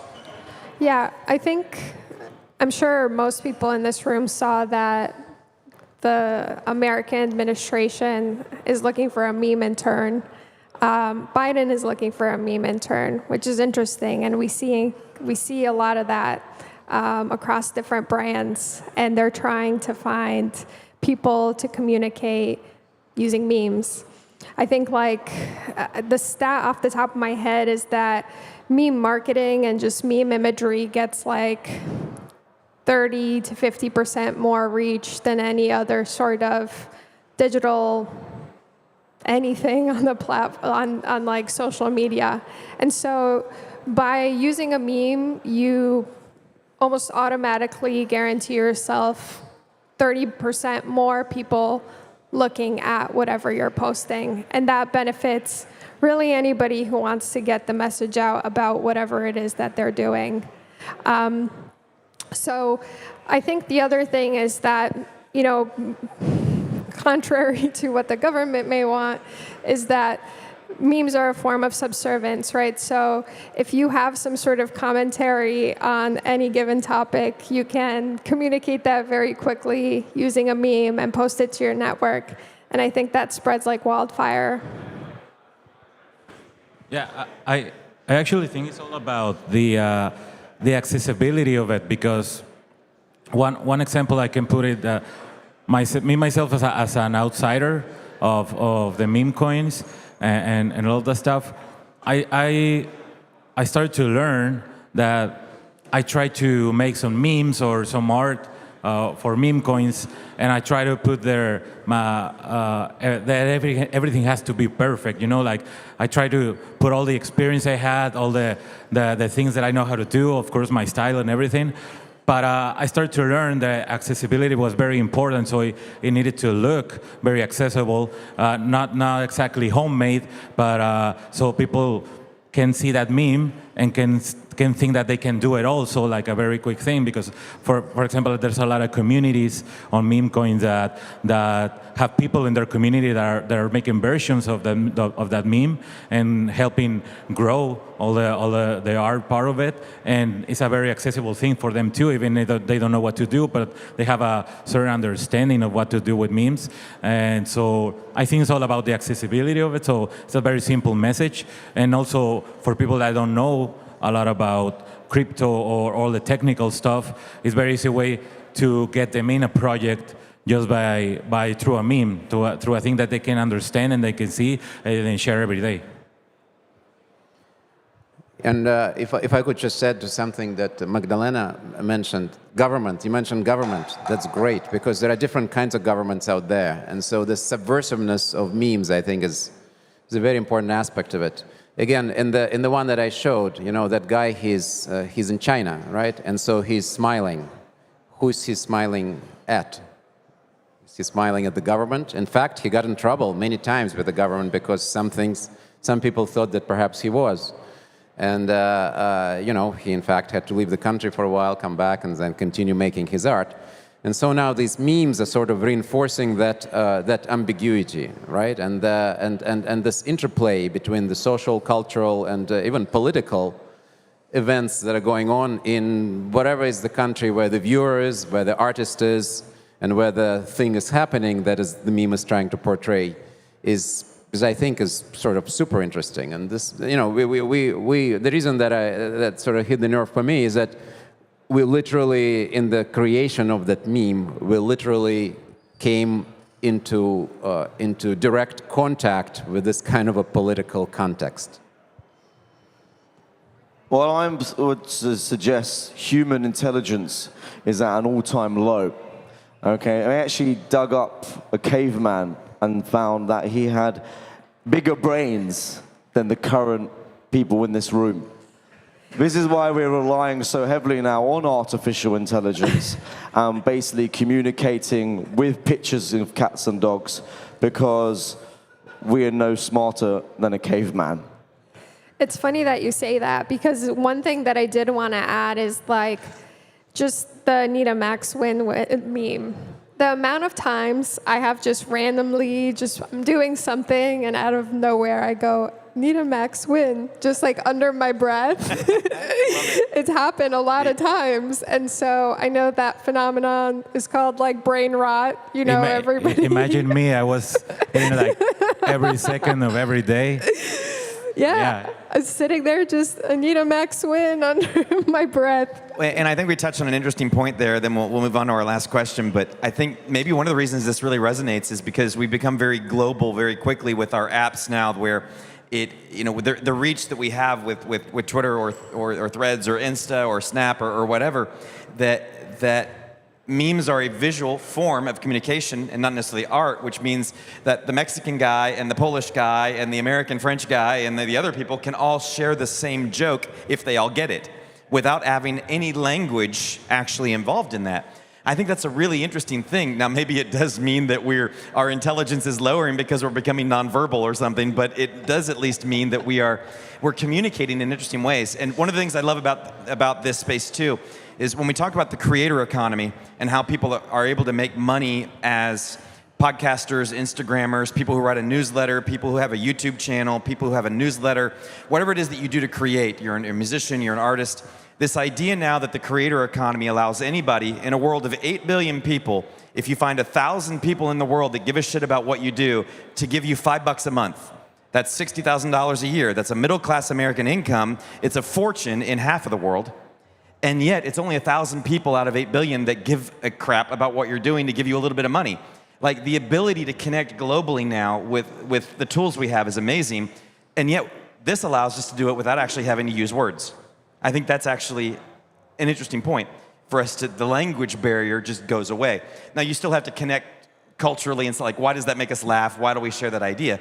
But I think that's fun. So moving from that to our last question then is, what is the future of this?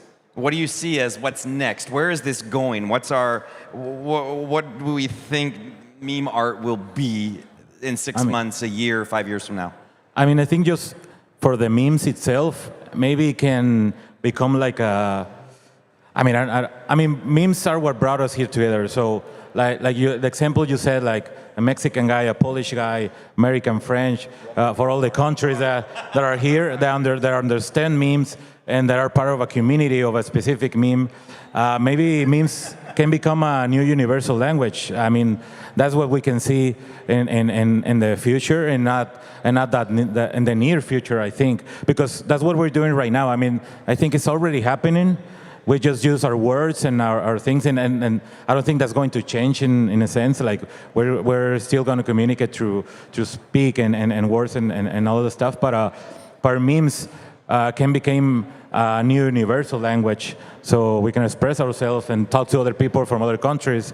I mean, I never been to Europe before, but I feel very connected with a lot of people here that I will never thought that I will knew from countries that I never been, whether I don't know, or on other cultures. But as memes brought us together here, I think they count as a sort of a language, you know?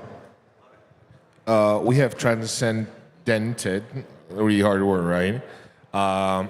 Into a meme economy. So we can add value of $1, of a yen, of a euro onto a picture of a silly cat or a badger, as we speak. And yeah. And the reality is that the future, it's really weird and hard to imagine, but the reality is that memes will not only become a driving force in the economy, as they have already started to begin with, as a force of marketing, starting with that, now as a form of currency, as here, seen everywhere. For example, the Harry Potter guys or Hoba, right? You're measuring your net worth in a silly picture. That is one. But what the future brings in an attention economy, which comes into its dawn and enters what I like to call the brain rot economy. So you're spending a lot of time because of the algorithm in your phone, and we will have to, as creators, turn from static images into videos. And we have to adapt into that. And just like with AI, which is a tool that we use, you will have to use that to not get filtered out by the possibilities. I think the future trend that I see, actually I know it's going to happen, is that more and more of the traditional established artists are going to use meme art, are going to enter into meme art to basically reach new audiences. And I think that if you imagine the life of an established traditional artist, they're sort of trapped. They're trapped within their own very small circle of collectors. They're trapped within whatever the art style and the art sort of iconography that they have chosen for their body of work. And it's very difficult to break out of it. And this meme art provides an amazing opportunity for them to do that, to break out into a new medium, to break out into new iconography, new imagery, and to break out to new audiences. So I think that it's almost a certainty that in the future we're going to see more traditional established artists creating meme art. I think, yeah, these are all great predictions. I think, what's top of mind for me is that a lot of the funny memes that we've seen in the past couple of years, we had no idea how they were going to come about and how it was all going to evolve. But one thing that I'm fairly certain of is that meme personalization is going to be a really big thing. And I also think that meme marketing is going to become like its own type of marketing, which we've already seen a lot of it. But I think everybody's going to have a meme marketing team, and that's going to be more widely established. But those are just a few predictions. Yeah. I think the future is actually in plastic surgery. They're going to be able to be so advanced in the surgery operating rooms that will eventually start to look like memes. We'll be able to go in and thank you. Thank you.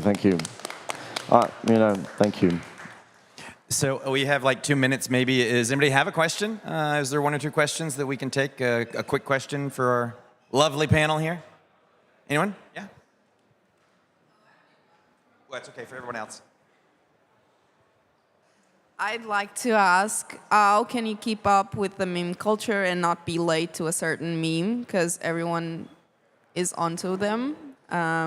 So maybe, I don't know. And maybe can AI help with that?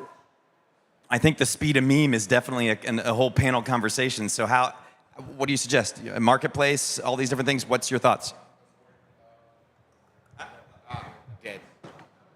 Okay, to answer your question, the case is that memes are moving at an expended time and time rate, so you have to adapt into it.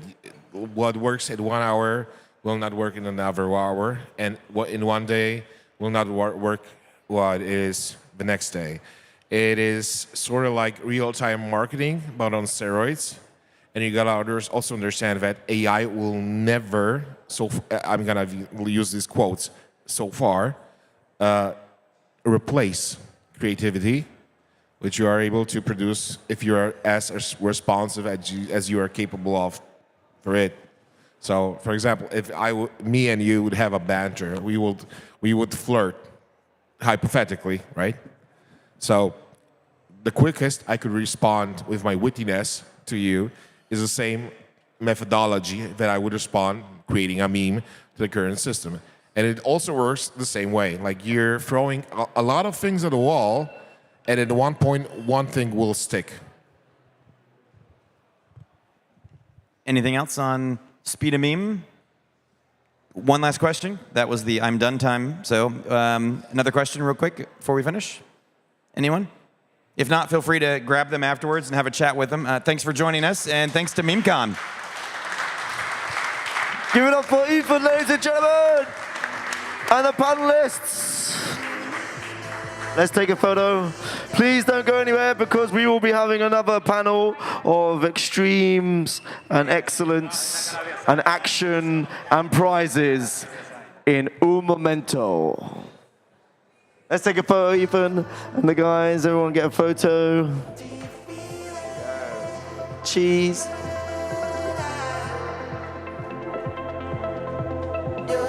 Rock and roll. X gon' give it to you. Wait for you to get it. What the? X gon' deliver to you. But don't mess with me. Red with the enemy. No matter how many caps I break when I'm back to you sending me. Reeks like old lady pants in here. What is this? What is this? Crypto.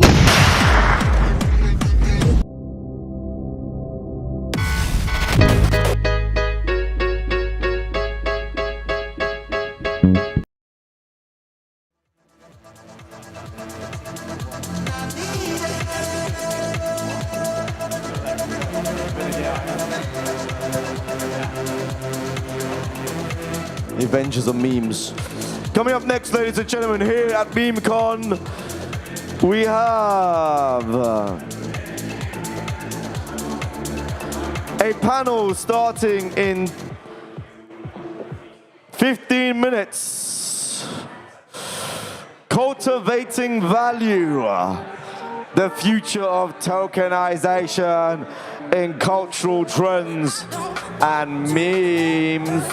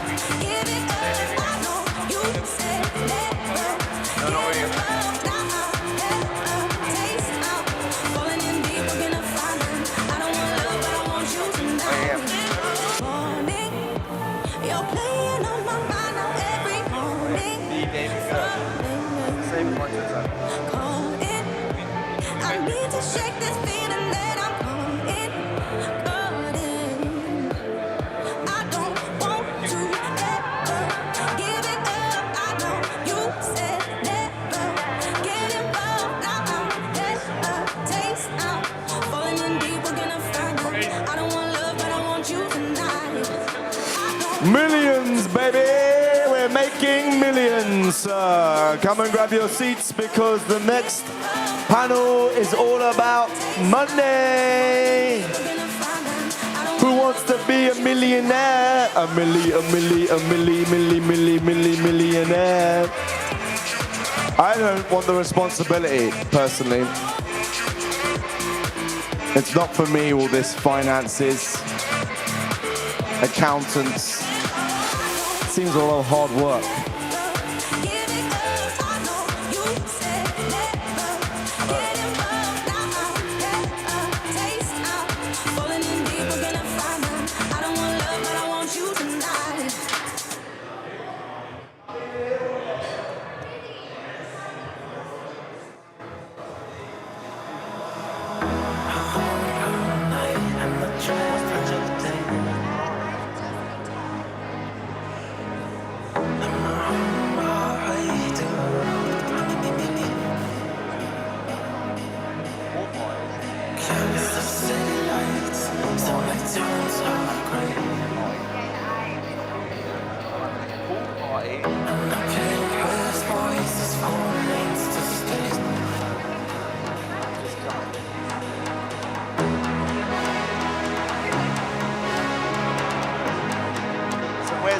I'm going to follow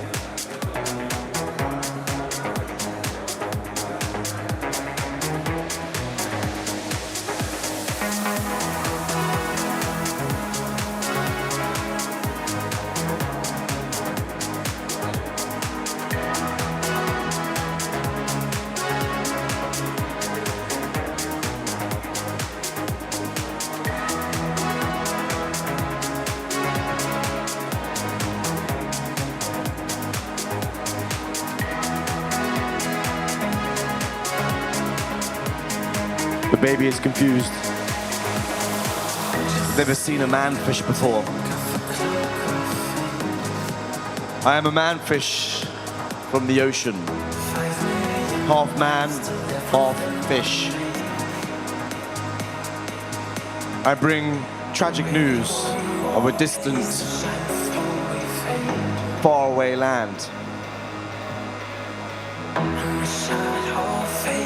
I believe we will all be living underwater in a few years' time. So if you cannot swim, now is the time to practice swimming. Because by the year 2029, we will be living underwater. Memecon 2029 will be coming from the city of Atlantis.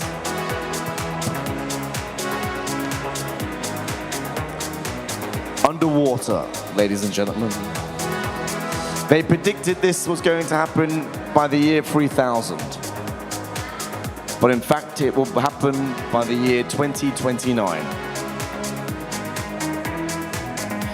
This is my warning to you to learn to swim today. There's also a pool party happening tonight, so you can get your practice in swimming this evening at the pool party, madam.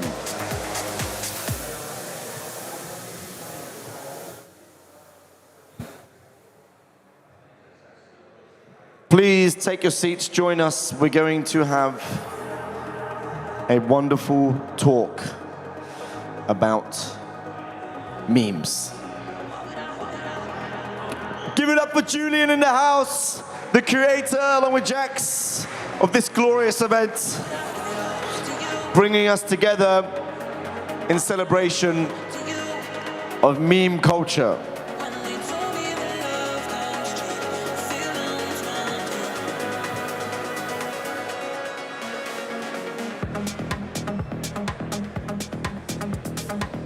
I have become half man, half fish. And I'm looking for a fish mate. Preferably a dolphin.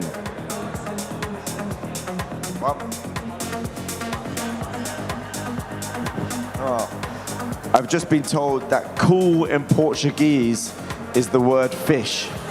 Fish. Someone needs to tell the Portuguese that fish is the word fish. And the word cool is cool. How's it spelled? F-I-S-E. F-I-X-I.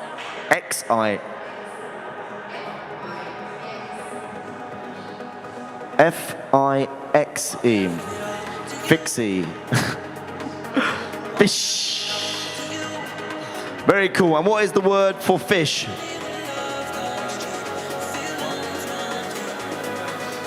That's it. Peixe.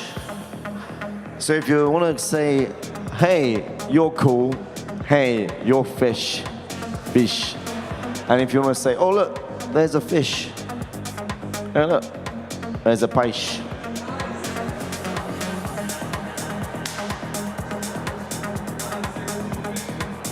And how would you say cool fish? Fish peixe. Peixe fish. You got it wrong. Peixe fish. Madam, peixe fish. You got a lovely dress, madam. Very colourful. Very nice. Peixe fish.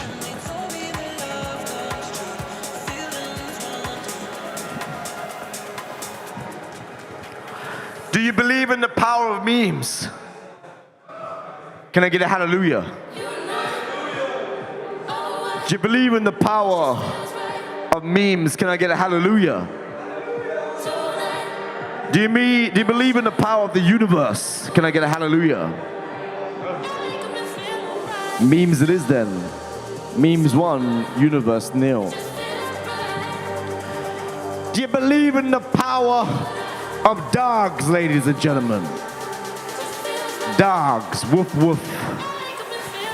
Do you believe if a whole entire nation of dogs came together, they would be able to take us down, sir?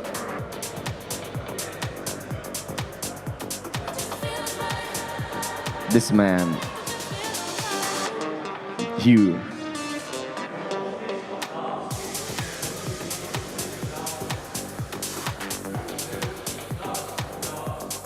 Dogs. Woof.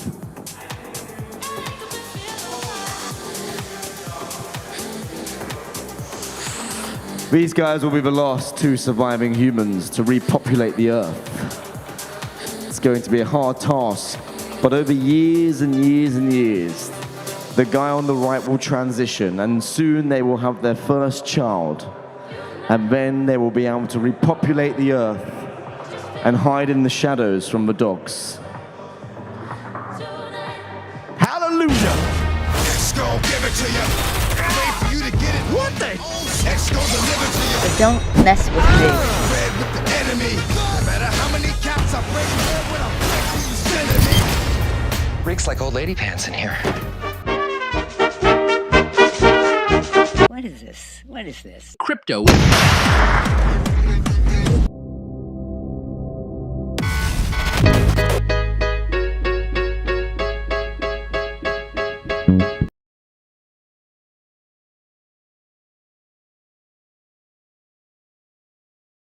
Do you believe in the power of Satan, sir?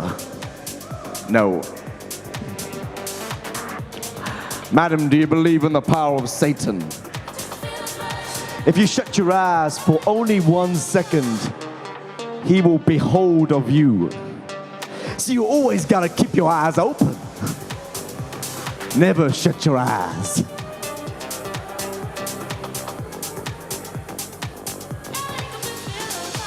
Don't shut your eyes, because Satan will take you into the underworld.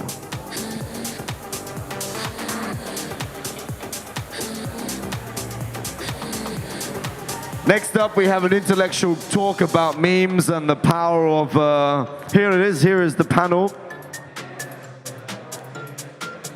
Cultivating value. The future of tokenization and cultural trends and meme economies. We have these wonderful people coming to the stage. And because of this topic is too intellect for me, I cannot even say some of these words, nor do I know what they mean. I will be stepping down from this panel. Thank you. Thank you very much. Hallelujah.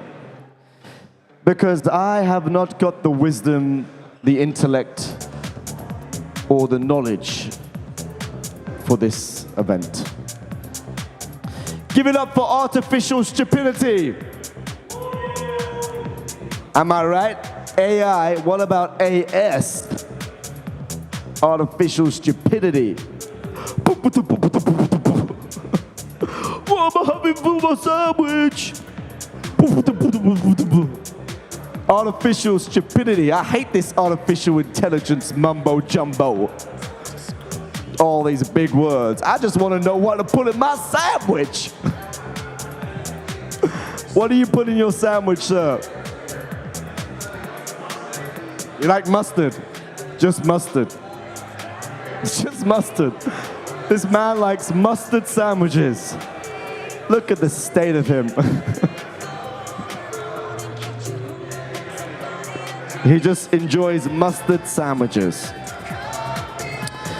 Then I agree, mustard is nice. Madam, come and take a seat. Enjoy your life with us here at Memecon.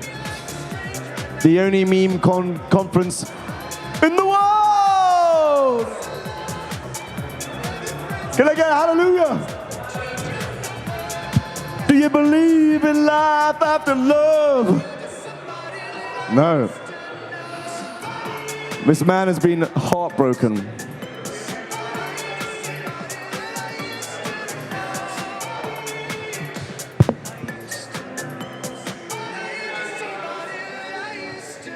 I have died. But with the pop memes, I am reborn again.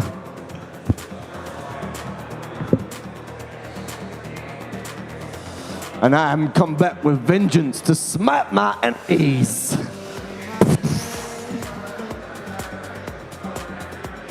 Memecon.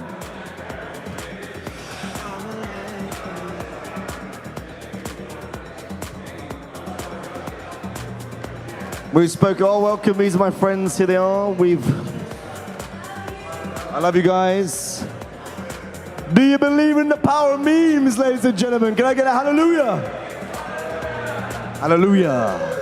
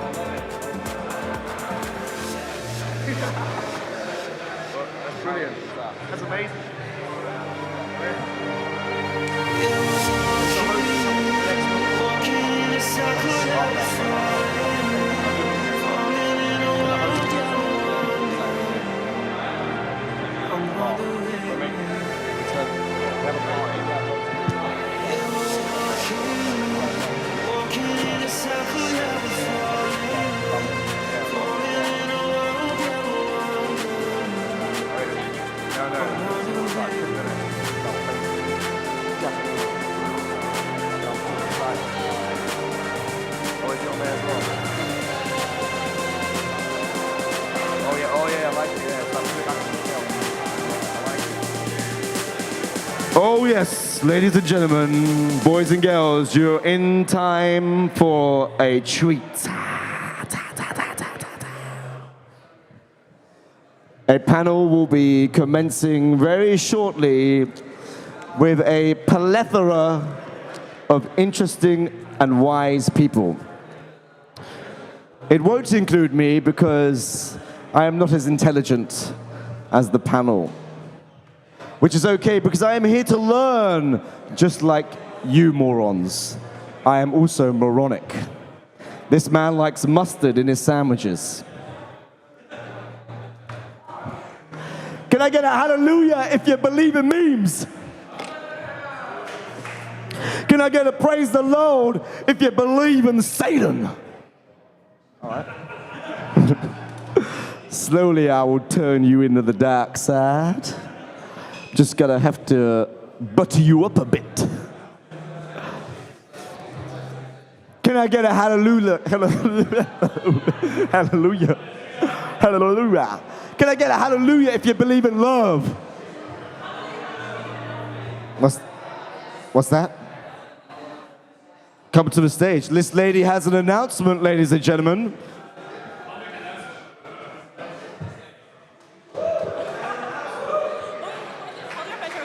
Max, record this. Max, can you come on stage as well? No. We'll need your help. You gotta be quick because we got a panel coming up. Okay. Hi, Barbies. So I just launched my very first coin on Solana. It's now live. So the idea, it's called Hi Barbie, right? She will come around to give everyone the QR code to scan. We did a social experiment. She's just like this today. We want to see if we can launch a token 15 minutes outside the bench outside there. So we just did on Pump Fund, right? And the idea is to find a lot of sexy Ken among you, right? To pump Hi Barbie. So I've been taking videos all throughout this conference. So after this conference, you're going to get a recap of all the sexy Kens that said Hi Barbie to me. So if you get picked to be in the video, guess you're lucky. Ladies and gentlemen, they just launched a Ponzi scheme. Give it up for these guys.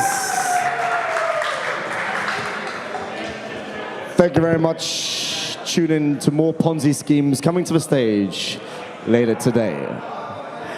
Have we got the next guests? Then, without further ado, wonderful. The guests are here. Please, may I get everybody's attention? Can I get a hallelujah if you believe in memes? Wonderful. And can I get the guests coming to stage, please? The guests coming to stage.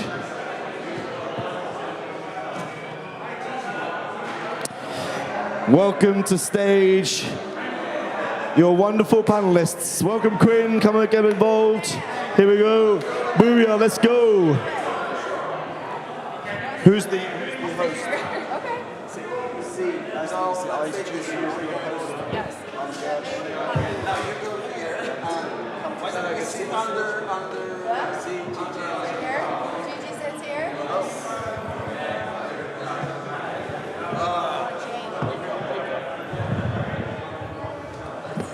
Ladies and gentlemen, on Memecon 2024, can I get a hell yeah?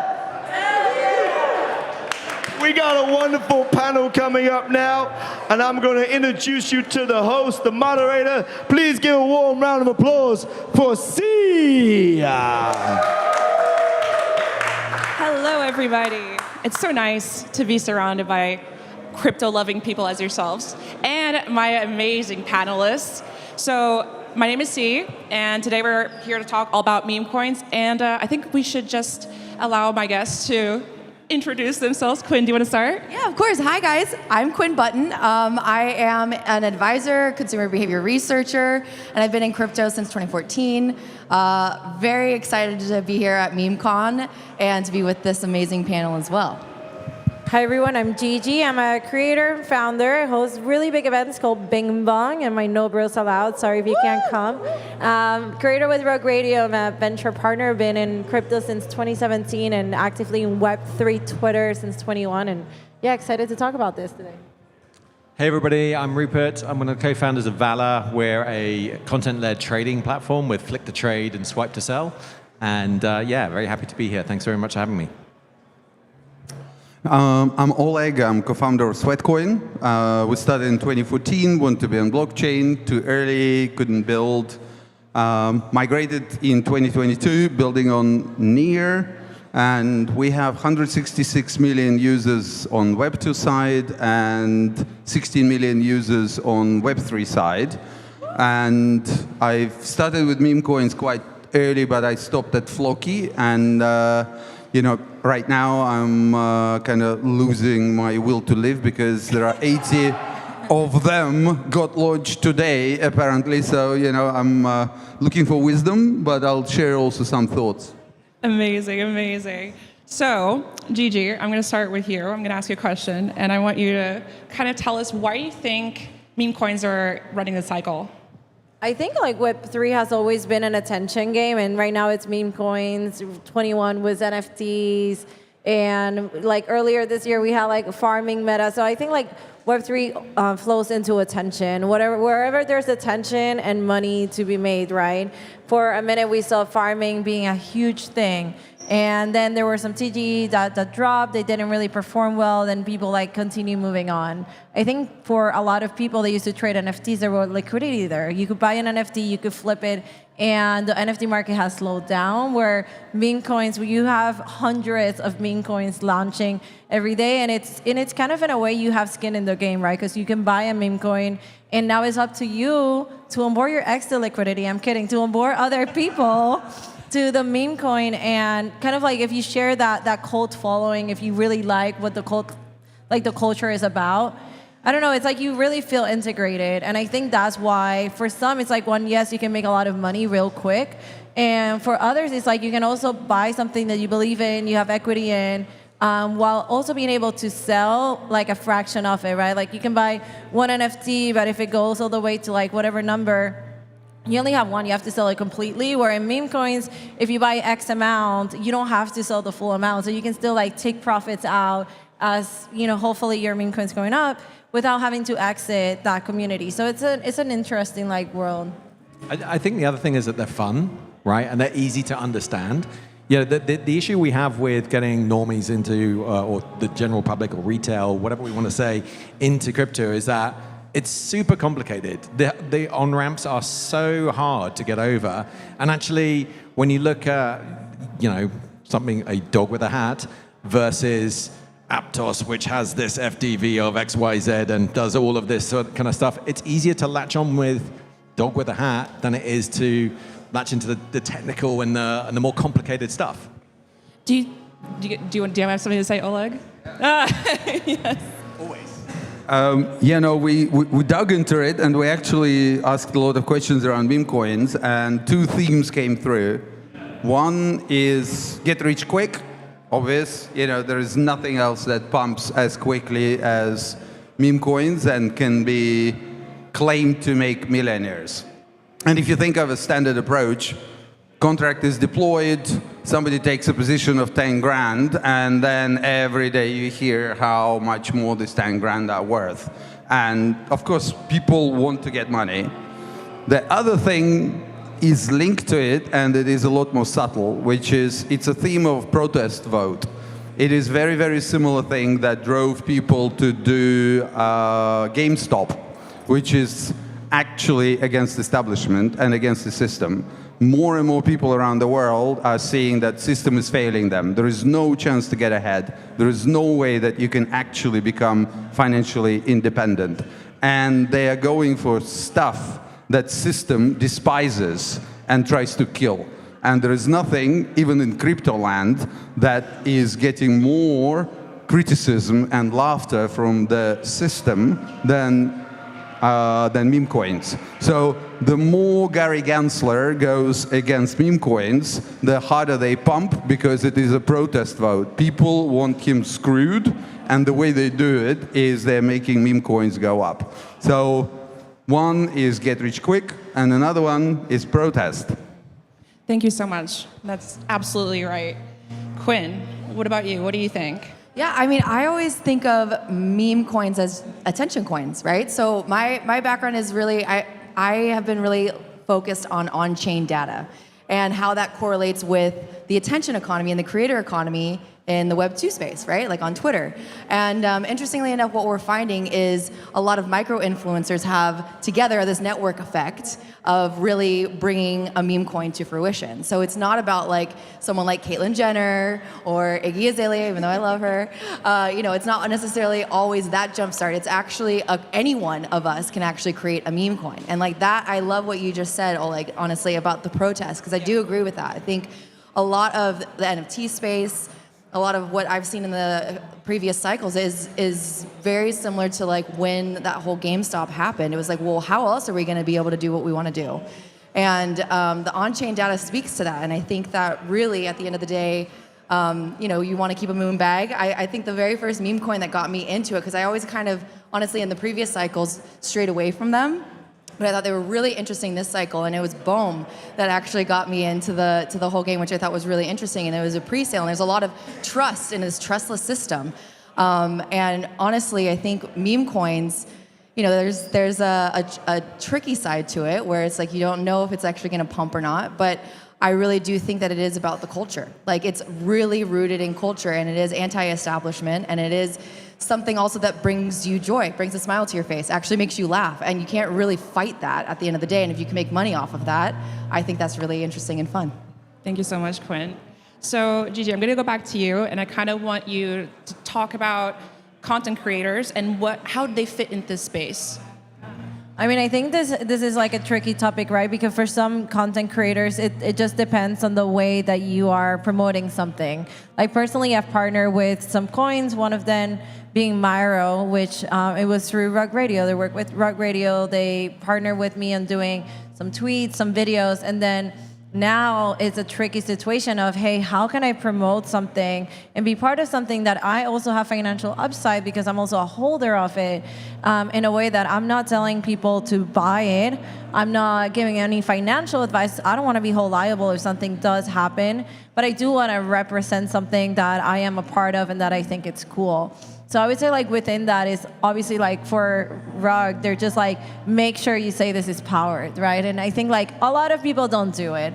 And it's the truth, like a lot of creators, you'll see them pumping things and it's nowhere on the fine print that you're being like paid to do that, but a lot of them are. So I think like when you are working with a brand, even if it's a shitcoin, like whatever it is, you have to make sure that you are kind of like letting people know that you also have a different financial upside besides like your bags being pumped. But I think for meme coins, it makes sense. Like I have Bing Bong tonight here in Lisbon, which is like my event. It's like social networking for like DJs, creators.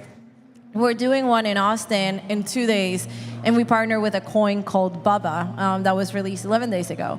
And for us, the way that we're doing this is like, hey, we're not telling the people to go buy the coin. Obviously, you should buy the coin if you like it and you like the culture of it, but we're creating content with them. We're making it fun for people to feel integrated with this coin. So I think like people that have meme coins, the way to partner with creators is like showing the people why your community is fun, and then finding creators that can tap into that in a way that it's not financial advice, but more just like showing the experience of like your culture. Quinn, do you have anything to add on that? Yeah, I mean, I think I actually shared this example with Rupert and Rebecca when I went and visited you guys. There's a creator, I was the former COO of Rug Radio and Decrypt, and so we work with amazing creators like Gigi. And there's some other creators too, like I'm sure you guys know who Mando is from Rekt, right? And a few months ago, he went on a show live on FOMO Hour and actually created a coin called Epic. And it's the duck, Epic Duck. It's duck to a buck, right? And he created this live in front of everyone. And in a moment, everyone, I think it was on Pump, yeah, it went crazy and people couldn't buy it. They were trying to go on Bonk, and it was like, people were going nuts for it, and he ended up burning his supply, but now he's taking it really seriously. And I think that's so fun because he really has been, like, he shows up every day. It's a daily show every day. He's a fantastic, I mean, he's an amazing macroeconomics individual in general. And people listen to him and they trust him. And so he was just having fun playing with it, saying, what would it be like if I actually created a coin live on a show? And here it was, and he did it right away, and it's still happening. And so I think from a creator economy standpoint, yes, it's important to make sure that, you know, as a creators, you're protected and you're making sure that others in your community are protected as well. That's a super important thing. But I think what it also does is it empowers creators who have built an amazing community to kind of join a fun little ride as well and make some money while doing it. Yeah, just I mean to add on to that, I think what we're going to see is that creators are going to be using their own tokens to actually build their own communities and create their own moats around what they're doing. And I think that's as it becomes so much easier to link content and content creation and trading all together, like we're going to see this big blend. And a lot of normal content creators that haven't even started in crypto yet, this is going to be their on-ramp, and their ability to convert, make better yields for themselves from what they're doing, but also convert all of their communities onto crypto in one way or another. You don't have it. No, I can add something. I think that it's all about storytelling, right? You called it attention, but I disagree with that. I think it's not attention. Attention is for winners, but the essence of it is gamifying money, because money is just so fucking boring. You know, you turn on the TV and some guy with a tie is talking about some boring shit. You're really, they're so disengaged. I mean, if you're young, you really can't deal with it. And this is exactly opposite. This is tiny little amounts. There are sometimes 7 or 8 zeros before the first decimal appears. You can buy $1 billion with $10. Gee, I mean, why not? It's a game, and all of a sudden, money becomes fun. And those that attract attention and tell a very, very good story that travels quickly, does not require fucking light paper to be read, are the ones that are pumping. And, I just love that. I love that. Like, actually, a follow-up question. How do you guys think you would tell a good story in order to sell a token? How would you tell a good story to sell a token?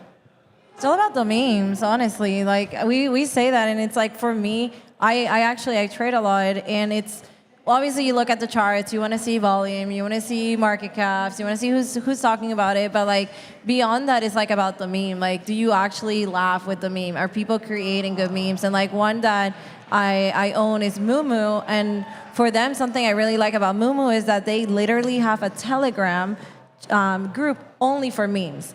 So if you are a holder of Moomoo and you want to talk about it, you can go in the Telegram group, and they're always pumping out sticker packs and things, and it's like, Moomoo is like the bull of the cycle, right? So it just creates a story through the memes, and then there's like Michi, which is like this cute little skinny cat, and it's just like a funny way to, I'm like, okay, I like the meme, I'll buy the coin. But obviously there's other things that you have to analyze, but I think that's the first part.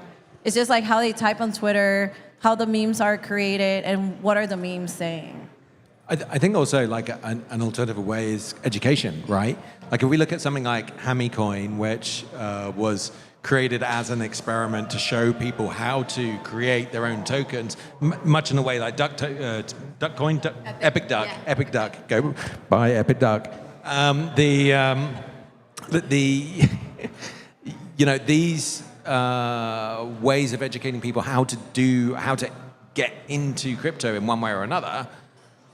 That's another way of storytelling. And we've seen storytelling like that for years, for generations, right? It's the same thing, and it's always been some sort of hook, and that's where the fun comes into it.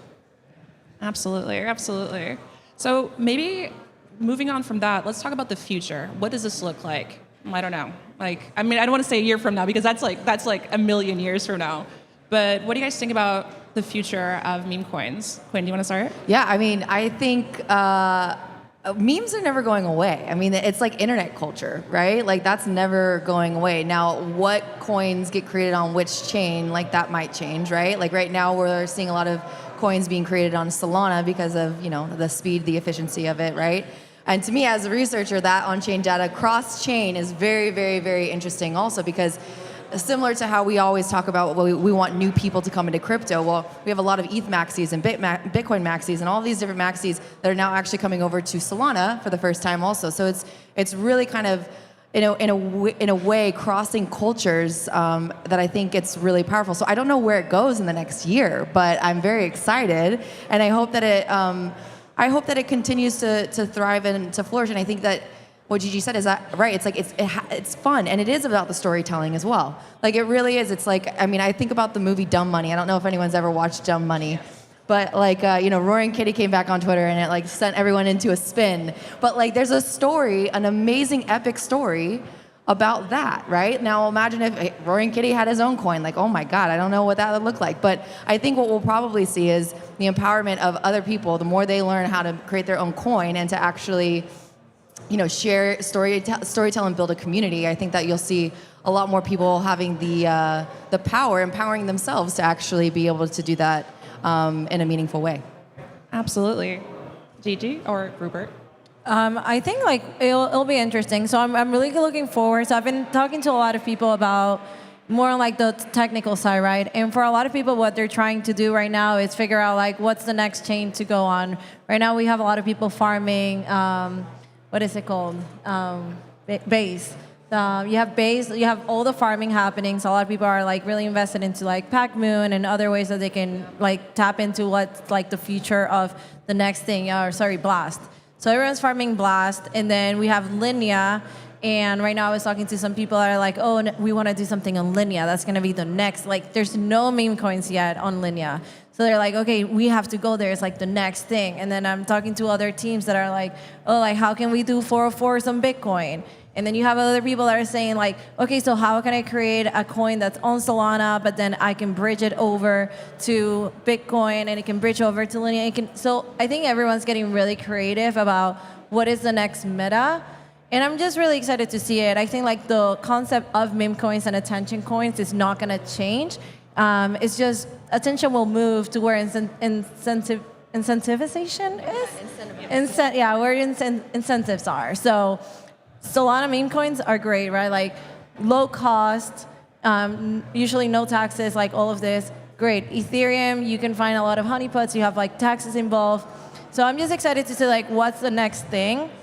But then if you are here and you're looking forward to tapping into like, you know, the opportunity to be in a fun place and also like make some money while you're at it, go see what's the next thing and go participate in those next metas, because I know for a lot of people, they completely faded PackMoon, and then PackMoon is like taking over. They're on their V2. There's so many cool things happening.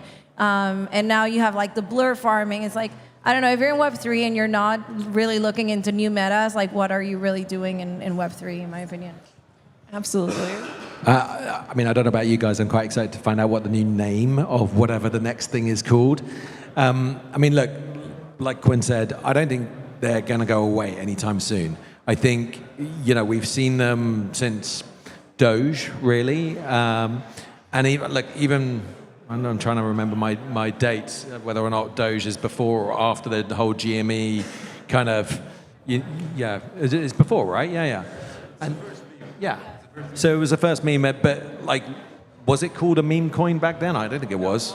So like, what are we going to be actually calling them in the next few years? I mean, the actual technology, this is not new, right? It's just the ease and the putting them together. And we're getting to this point now in crypto where things are becoming so much more easier to do.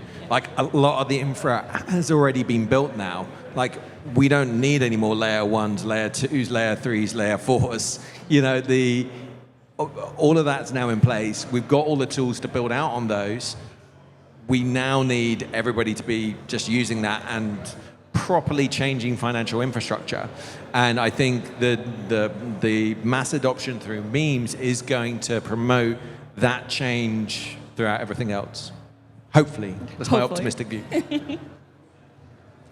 I'm pretty confident that we're going to see more and more meme coins coming out. I mean, if it's 80 today, then I see it continuing at that volume, maybe even higher. But my bet would be the ones that will really make it are the ones that have really good storytelling. And where I would disagree with you, Gigi, is not just a meme, because those that just use a meme, they don't last very long. It's a very, very short cycle, and then they're gone. The ones that manage to, Elon Musk got a puppy, called it Flocky. Everyone is starting to talk about it. All of a sudden, there is a picture of Flocky. So a little bit more elaborate story. It doesn't take forever to tell. but a little bit more than just a meme that is out of sight, out of mind.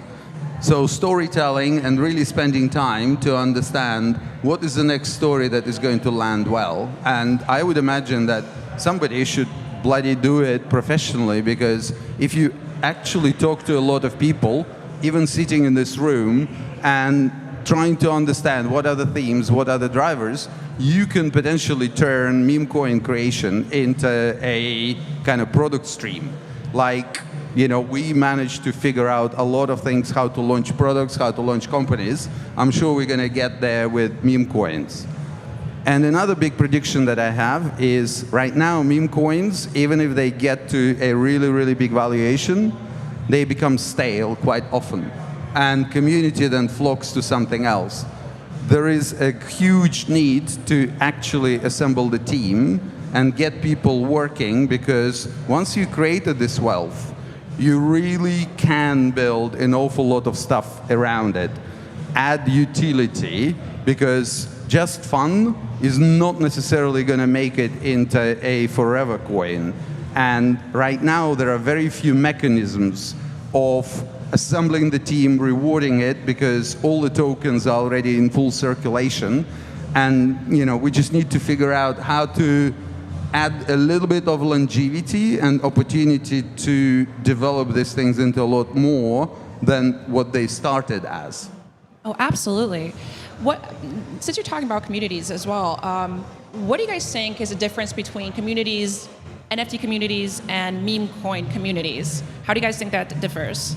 Oh, I think it's interesting. I see a lot of correlations in terms of like tribalism and yes, attention and things that like just bring people joy and like they feel connected to. I mean, I was on a debate last year at Trevor Jones's Castle Party, where it was a really interesting debate. I was moderating it. I didn't really take one side or the other, but it was fantastic to be a part of. One side of it was arguing that Bitcoin was the original meme coin.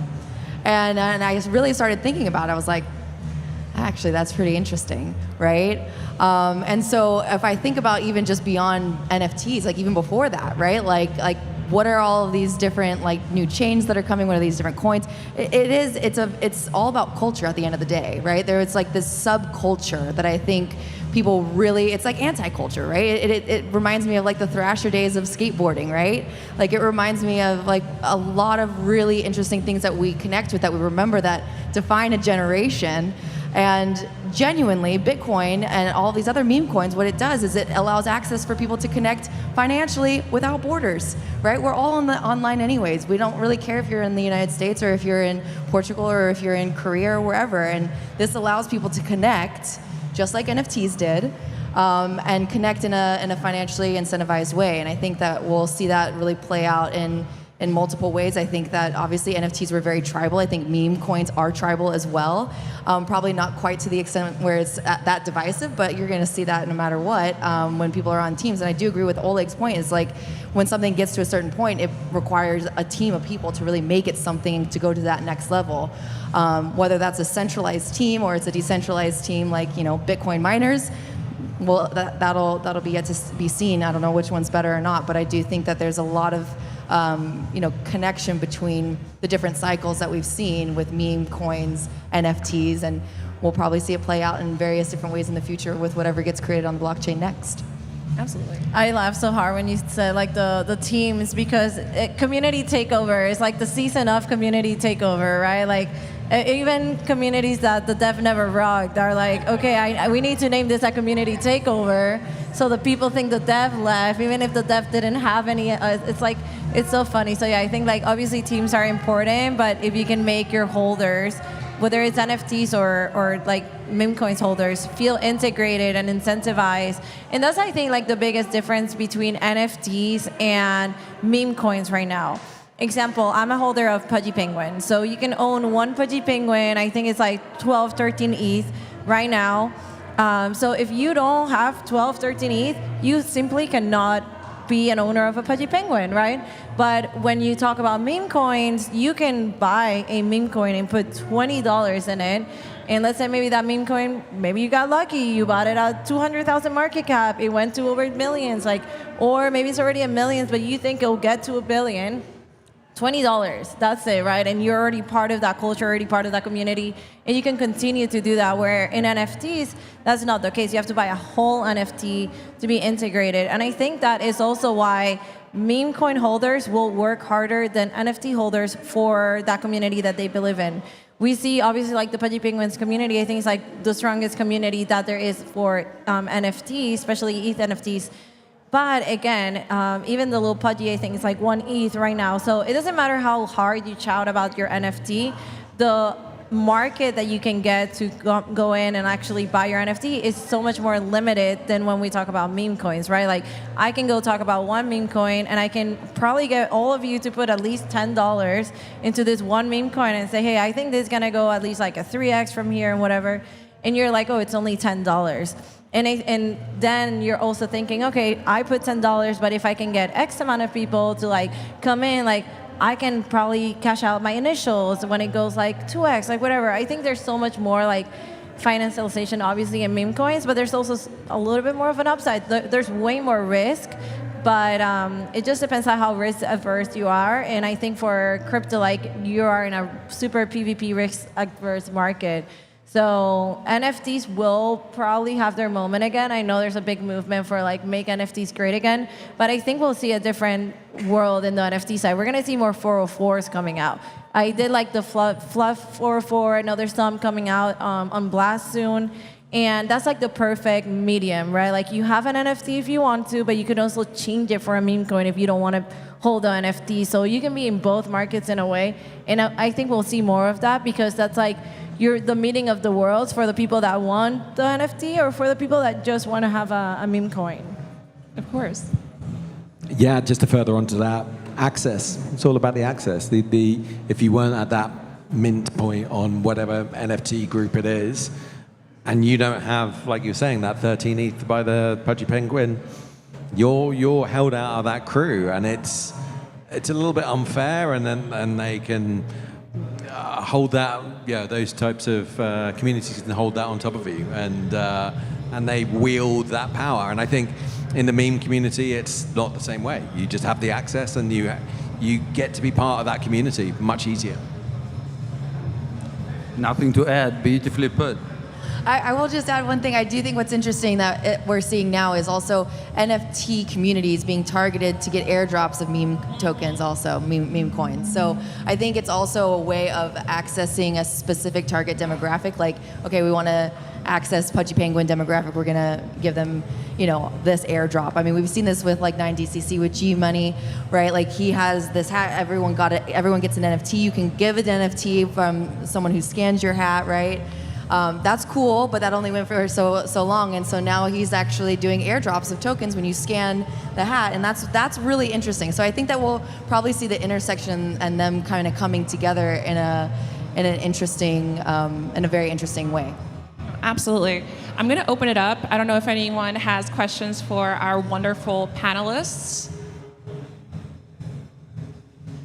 Look at all those hands. Wow, so many hands. Not everyone at the same time, please. Just calm it down, guys. Calm it down. So make a queue.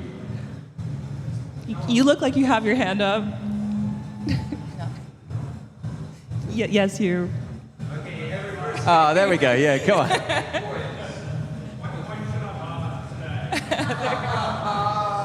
I mean, if it's me, it's Kitty Kitty Mimu. That's KKMM.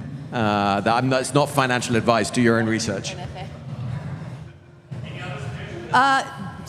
Doge. Skip Doge. I mean, not financial advice. DYOR. NFA, but yeah, I honestly, I really like Mumu. It had like a huge dip. It went to like 20 million after being at 80, and I think it's like at 50 right now. I've seen like their community be super active. Obviously, like Whiff is a great one. Mug, like Pepe has been just going insane, but yeah. And I would say that don't buy, create. Spend time digging into people's heads, buy them beer, ask them questions, find some kind of new narrative, and launch a meme. Those are some great words.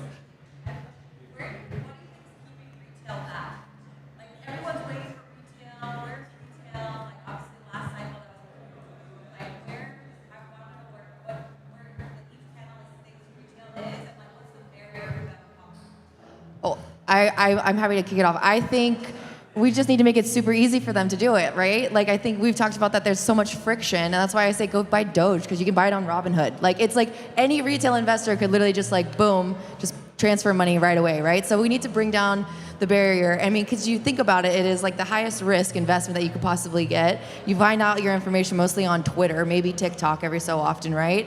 And you don't know for sure, but you find a community and you go into Discord and you try to, just think about all the steps, and that's not even considering the wallet yet, right? Like there's a lot of steps in between. So I think that we need to do a better job, and we've been saying this for years, right? Of like really like making sure that the UX, the UI, the friction is gone, that's better, that really at the end of the day, it makes it really easy. And I think Robinhood and Coinbase have done a really great job of doing that. Now, getting listed in that respect is really difficult for meme coins right now as they exist, right? So right now, honestly, the biggest thing that I do is just I have like group chats, right, with people who I trust and I love. And that's like, again, that's not an easy thing to get into. It took years to get into those relationships, right? So I think that at the end of the day, the best thing that we can do is just like allow it to be easier, create platforms, create wallet solutions that make it easy for people to just like click on one thing and buy, bring down that friction. Yeah, I know. Like onboarding friction is the biggest thing. Like I have people that are like big personalities, like in like Hollywood, that are trying to understand it, right? And the first person that comes to them will say, "You need to launch this coin. I'll manage it for you." Blah blah blah blah. And that's what we're seeing right now with like all of the celebrities that are coming in. There's one person, he really wants to learn. And I've done 1 hour calls, like we jump and we talk about it, but he's so complex to really understand. Like he got him on Solana, then he goes on browse. He's like, what are all these apps? Like, what do they do? What is Connect Your Wallet? I think we're still so early that just like the friction and the UI and the experience are just not there. Where like obviously you can onboard them more easily to platforms like Coinbase or whatever it is that they're using, OKX, like whatever, but it's still like the friction is not in the place where you want it to be, and the education is also not easy right now. Like, you know, I noticed when I was talking about like Solana versus Bitcoin versus Ethereum, this person was like, okay, so can we say Bitcoin is like euros, and then Solana is like dollars, and then this other one's like pesos? Because he's like just trying to like even bring it down to a place where he understands currency. And that's where I know like, okay, we're too deep in the hole where we kind of forget that we don't have good enough material to really onboard people to understand what they're doing. And then someone like got him to buy some token, and then he's like, this is great, I don't have to pay taxes on it. And I was like, no, but wait, you do. You know, so it's like we're very early and we don't have good educational resources created yet. And while a lot of curators like myself are doing our part and like doing videos about it, there's so much to it, really. Yeah, and look, not to obviously chill our own platform, but this is exactly the reason why we are building what Valor is, because we identified how damn difficult this process is to learn about a token or the process or anything about the industry before you even then go and buy it, and then you have to go to another platform to buy it. But before you do buy that, you've got to on-ramp your cash in another place. You know, it's so fragmented. So you've got to put it all together. There has to be one app that takes the responsibility for the whole journey from start to finish. And that is exactly what we're trying to do. But it's a hugely complicated and thorny issue to cover off. You're going through regulated to non-regulated assets. And it's really difficult from a business standpoint, let alone making that in an element that is really easy for individual users to do. But yeah, we're walking in the footsteps of other regulated apps like Robinhood, like Coinbase. We can do that, but we can do it for memes. And that's exactly what we aim to do. I would add to what guys said. We need to start building for mobile, because right now, in order to engage with memes, you need to have a desktop or a laptop. That cuts out about 5 billion people around the world from the equation. Once that is easy on the mobile device, and once we can fix on-ramps, you know, we have 3 million active users. 74 out of 100 people that want to buy crypto are told to go packing. either at the level of KYC or their cards are rejected. So we need to fix that, and we need to be on the mobile. Then 6 billion people will be able to actually play with this. At the moment, it's just unfeasible to expand past desktop and laptop owners.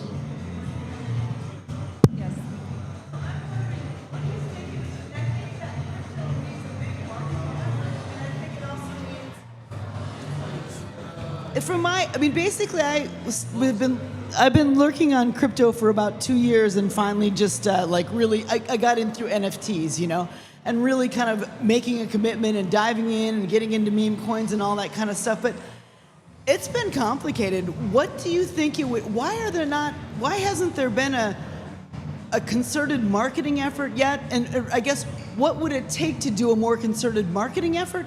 And then also political education effort. I really think in the US anyway, we need better lobbying on a bipartisan basis. We need to be educating basically the staffers of the lawmakers. Do you have any thoughts about that? I think actually, crypto moves at such a pace that it often takes time for the marketing to catch up. But we're seeing the education come through. We're seeing those pieces of content being generated now to help people adopt.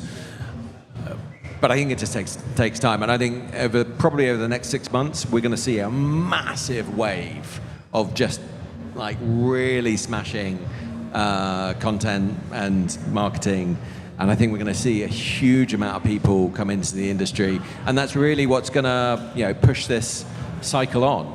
And then on top of that, you have these macroeconomic factors like the elections happening, and Donald Trump this week saying that he's accepting any crypto or any cash at all really for his election campaign. Yeah, I think Miss Hennessy, shout out to Miss Hennessy, she won a crypto punk. I mean, who wins a crypto punk?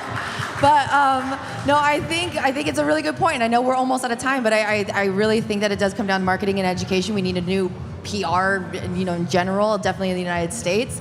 But I think it also comes down to what do young people want to do? Would they rather be on the internet, make money off of meme coins, or go into politics? So there's this really difficult blend. So it does come down to content creators like Gigi and people, people who are building this and want to have that narrative.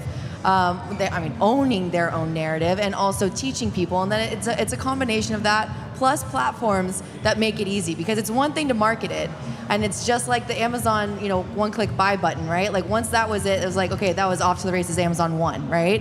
So we need someone to really make that process very streamlined, so that once people learn and the marketing is right, they come in and they're able to actually get involved as soon as possible. So, we've come a long way. It's been a long, I've been through 4 or 5 cycles, and we still have a long way to go, but I think we'll get there eventually.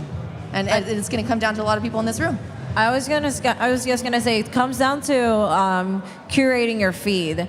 Obviously, I do some videos about how to buy, how to do these things. I know Mika does videos. Obviously, it's not only about that. I know Ansem has great tweets doing analysis on different coins, and I would say it all comes down to yourself, seeing who are those people you need to start following and seeing that on your feed, because the more you interact with those, the more you'll get exposed to the people that are actually talking about that. And I think, to be honest, that is one of the best places you want to be. You want to have a feed where people are doing technical analysis of meme coins. It doesn't make sense yet. Eventually it will. You want to have people that are talking to you this is the next meta. This is what you're doing. Well does an amazing job with that. We have a lot of good creators doing that. So it'll come down to curating your feed, but that will be the most important thing you do this cycle.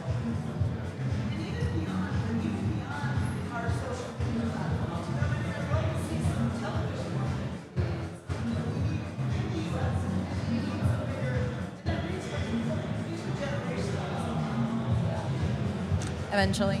I agree. Look, America, we just went through FTX. All right, I don't know if anyone watched the Tom Brady roast, but okay, that was the big joke. Was that crypto isn't real money. So yeah, I think that will pass, right? And you're right. Media comes beyond, goes beyond just social media. And once we get to that point again, right, where it's on commercials and in football stadiums again, maybe it'll change. But I think it really does come down to educating and allowing people to be able to come in as soon as they want to. Your question reminded me of my age because I remember very similar conversations about internet and access to internet. And you know what? Everyone was talking marketing, awareness, advertising. Now, you know what fixed it? Plug and play boxes. Cheap plug and play boxes. So once we get things that are not requiring light paper to read, no set of instructions, nothing to really squabble over, and it's very, very intuitive, it will fly. And you know what the problem with that is? You can't raise money for it. Because if you build another layer 1 or layer 2, you're going to get money thrown at you. If you're going to come with a mobile consumer crypto product, nobody's going to touch it because of the stories of wallets that cannot monetize. And until capital allocators are starting to fund a lot more work, a lot more innovation on better, simpler, mobile-focused products that are just so simple to use, you don't even have to turn on your brain. We are going to be continuing to invest millions into advertising campaigns and wondering why they don't work. Oh, yes. This is the last question, guys. No pressure. Sorry for bothering you. I just lost my voice on yesterday's opening party. My question is simple. Can you suggest or recommend a chain on which the token launchers should launch their meme coins? Let them speak. Yeah, I mean, obviously, like, nothing's ever financial advice. Always do your own research. But right now, I'm personally really liking Solana for launches, right? Like, the speed is there. The cost per transaction is there. While there are a lot of other ones that might be good to create incentives and explore, like I would say like Solana right now is really proving to be a leader this cycle. I agree, Solana. It's the thing to do right now. But you know, keep an eye out for other things coming ahead. I mean, I think really interesting things are happening on Base. I think there are lots of other chains that are going to try to also capture this culture and get you guys to create meme coins on them and ask why, right? Like it better be faster, better be cheaper, better be X, Y, or Z. But yeah, I think Solana is having a moment right now. It's pretty cool. I mean, my obvious answer for me personally would normally be Solana as well. But I think you've got to ask yourself what your aim is and where your community's at. Because you know, if you have more connections and more ability to sell on Base, then you should be launching on Base. I don't think that we should be looking at older, slower chains. That's for sure. I think it needs to be fast. I think it needs to be easy. I think it needs to be accessible for everybody. And you got to go where the people are. Absolutely. I agree. Right now, it's Solana, but this is where Puck is. You know, using words of Wayne Gretzky, I win because I am where Puck will be. And if you're thinking for the future, you shouldn't think chains. You should think of no chain world because, frankly, that's where we're going to end up. And meme coins is a clear path to it, where we're finally not having tribalism around a back-end infrastructure on which you launch, which is really bizarre. When you install an application, you don't give a shit if it's on AWS or GCP or Azure, right? You just want it to work. That's what chains are. They are rails that pull assets backwards, forwards. What matters is the front end. What matters is the user experience. And the future is you owning your assets, you not giving a damn what chain that asset is on. You have a key, you can do whatever the hell you want, and you will not even know what chain that asset traveled on. Because why would you? It's just AWS, GCP, or Azure of today. So on that note, Any last words before we close this up? I think just have fun, be safe out there, and make some money. Hold a moon bag, you know, if you're gonna sell, but you know, do that, and yeah, just I think have a good time with it. I'm so happy that we have Memecon here at NFC Summit, man. Like last year was all about NFTs, and I used to be the VP of Growth for NFT NYC, and man, have I seen it change big time. So pivoting and really accepting and bringing communities and cultures together, supporting each other, that's what I am really looking forward to, and I think that you're absolutely right. Like a zero chain, who cares what chain you're on, eventually is the future that we are headed towards, and I'm very excited about that. Don't invest anything you can't afford to lose. Simple. Like if you can't afford to lose it, don't invest it.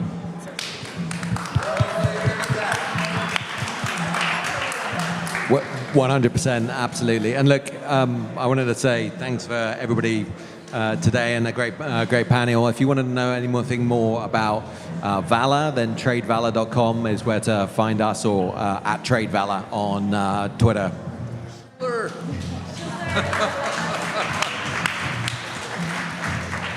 And my parting shot would be, meme coins is a very interesting and curious thing, but the most amazing and positive thing about it, we're now starting to see people moving their relationship and loyalty from tribalism of chains. And that's where it needs to be. It needs to be about assets. If you go to CMC right now, there are 400 freaking chains. There are more chains than projects with meaningful number of people. And what we need is to shift more attention, more focus of capital allocators and absolutely everyone onto assets.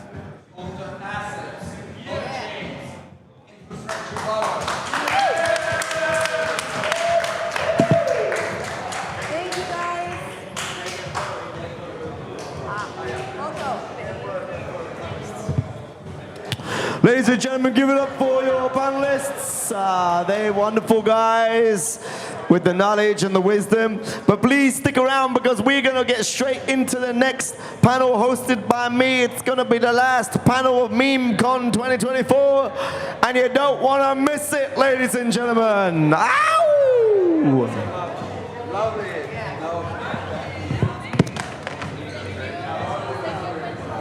Thank you very much, guys. Thank you. Petro, a little bit of music. Everybody stick around. The last panel of Memecon 2024, hosted by moi.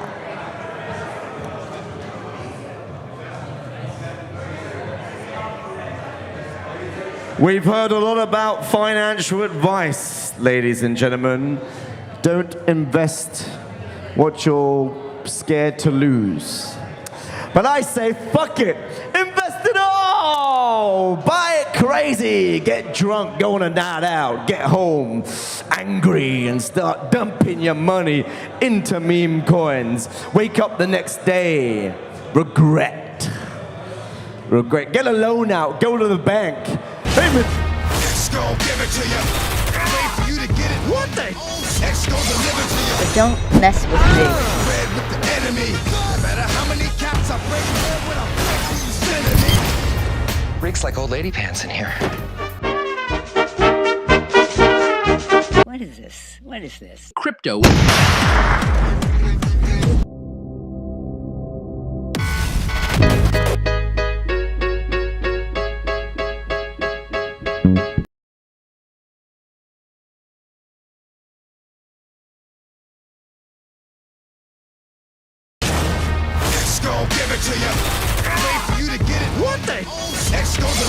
But don't mess with me. Red with the enemy. No matter how many caps I break, when I'm breaking you sending me. Reeks like old lady pants in here. What is this? What is this? Crypto.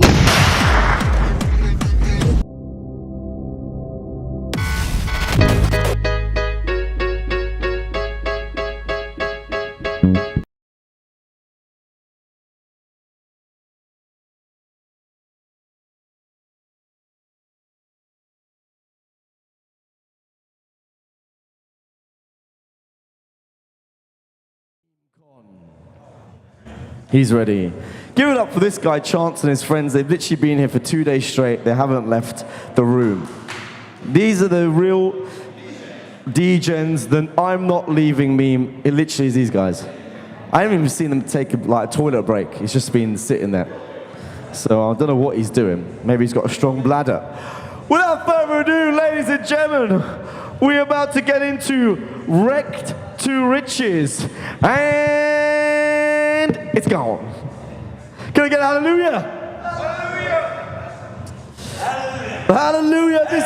This is the power of God. Pick up the mics, share, spread them out between yourselves. Test. We are here. Let me take this. Right. Oh, the party's getting started. Sir, what is your name? Tell everybody who you are. Why are you here? Ladies and gentlemen, first of all, make some noise for Memecon 2024 Lisbon. Come on! My name is Robin. I'm a co-founder of Crips. I'm Base, 33 years old, background in e-commerce and marketing, and that's about it. Huh? That's about it. E-commerce. What's your name? Robin. Robin, ladies and gentlemen, the founder of On Base. Scripts on Base. Skirt, next, what's your name? Where'd you come from? Tell us what you do. This is Abdullah from Binksale, the decentralized launchpad. Actually, the biggest decentralized launchpad in the space. Nice to meet you all. Abdullah, ladies and gentlemen, the biggest decentralized what? Launchpad. What's it? Launchpad? Yeah. The biggest launchpad in the space, everybody. Oh, sorry. Thanks, man. What's your name? Where'd you come from? What'd you do? And are you rich? You look I am rich, branch manager from Bank of America from Miami, Florida. First time in lovely Lisbon, and we've got Bank of America with the ATM raid bot revolutionizing raiding out here. We got the Bank of America, ladies and gentlemen. Hello everyone. I am Gem Master, but my real name is not, of course, it's not Gem Master, it's Ibrahim. I am coming from Turkey, Istanbul. We are the biggest marketing agency and venture capital in Turkey. So we help people in Turkey to invest meme coins and other protocols. Thank you so much. Christopher from Turkey, everybody. Hello. My name is Hood. I come here to represent Smurfcat because he's fucking real and he is getting trending again in TikTok. If you don't know about him, just find about the Smurfcat because he is fucking real. You know it. And yeah, I'm coming here just to thank you because without everybody here, this wouldn't make sense, you know? So yeah, just thank you guys. I didn't know that I had to speak here, but yeah, just enjoying the event, and yeah, nice to meet you guys. Give it up for Joe. Let's fucking go. Joe, here, is it your name Joe? Robin. Sorry, Robin. Robin, are you financially free? Take the mic. Are you financially free? How much money do you have in your ledger right now?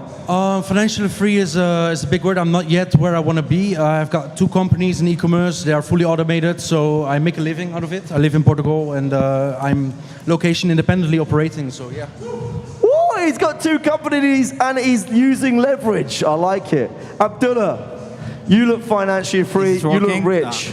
Hi. Look at that watch. Hi. Okay, both of them are working.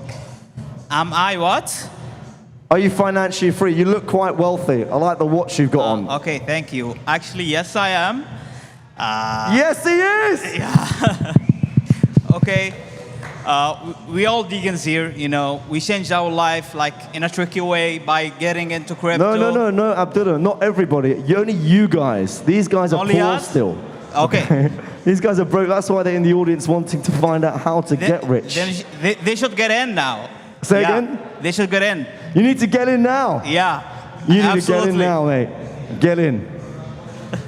Jem, Bank of America. Christopher, Jem, branch manager, Bonk.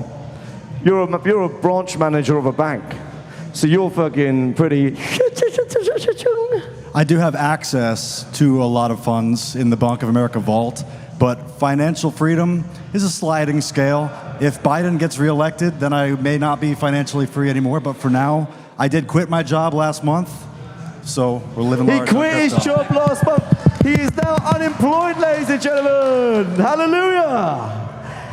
Hello guys, for me, I left university 3 years ago for crypto, and after I left my university, I am financially free. Like I can do whatever I want. He's so rich he doesn't even care anymore, ladies and gentlemen. Hallelujah.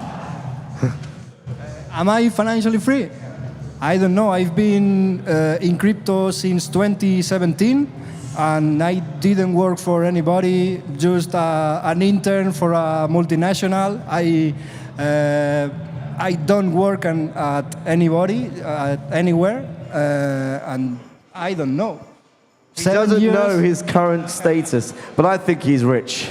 But with the riches, Robin, comes wreckedness. How much in a single trade? What's the biggest loss you've ever incurred?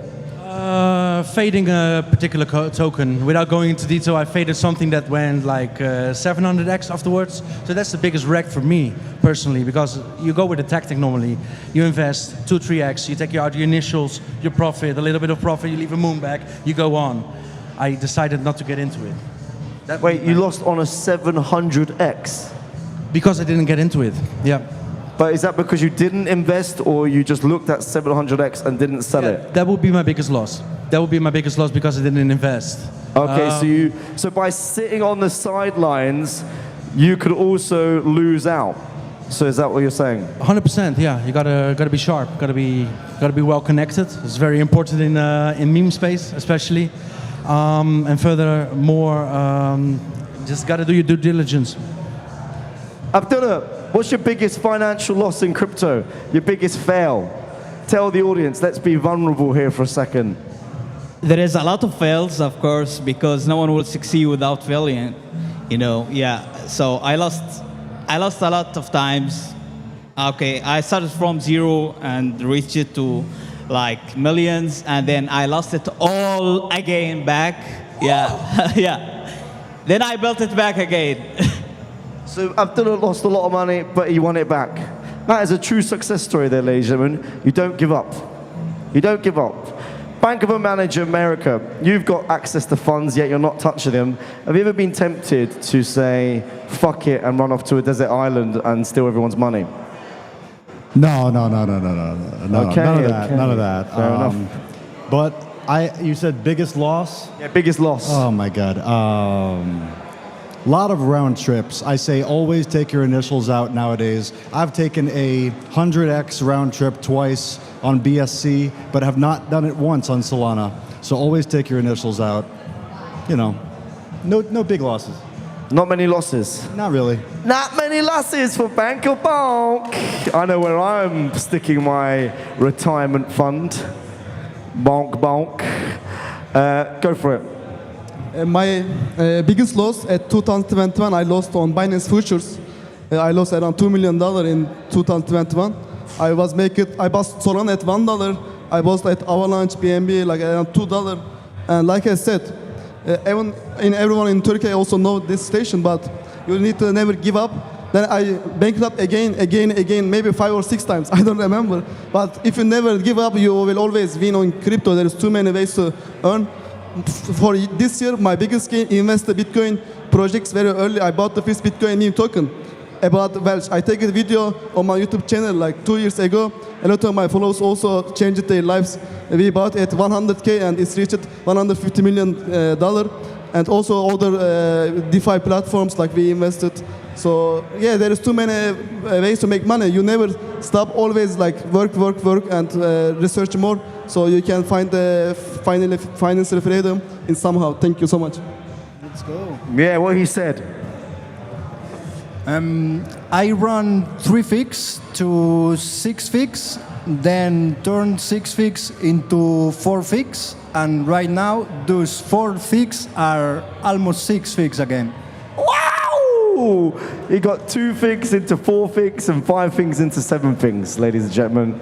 These guys know what they're doing when it comes to losing lots of money, okay? But they also know what they're doing when it comes to winning it back. All right, so these guys are hot on it. When I buy meme coin, Robin, it dumps. And when I sell meme coin, Robin, it pumps. How do I decide to hold a meme coin? Guys, it's really important to know the basics of meme coins, especially because it's very volatile. Know who you're investing with. Do your research. What is the liquidity pool? What is the market cap? That starts. Whiteboard Crypto would be a good YouTube channel for you. Who is the team? Are they? That's what I'm investing in. We've heard that a lot this weekend. Just look out for bad actors, okay? Anyone who you think's a little bit fishy, I mean, I've been wearing a fish hair all week. Just stay away, madam. Stay away from the fishy 100%. fishiness. Abdullah, okay, every or next year. Culo.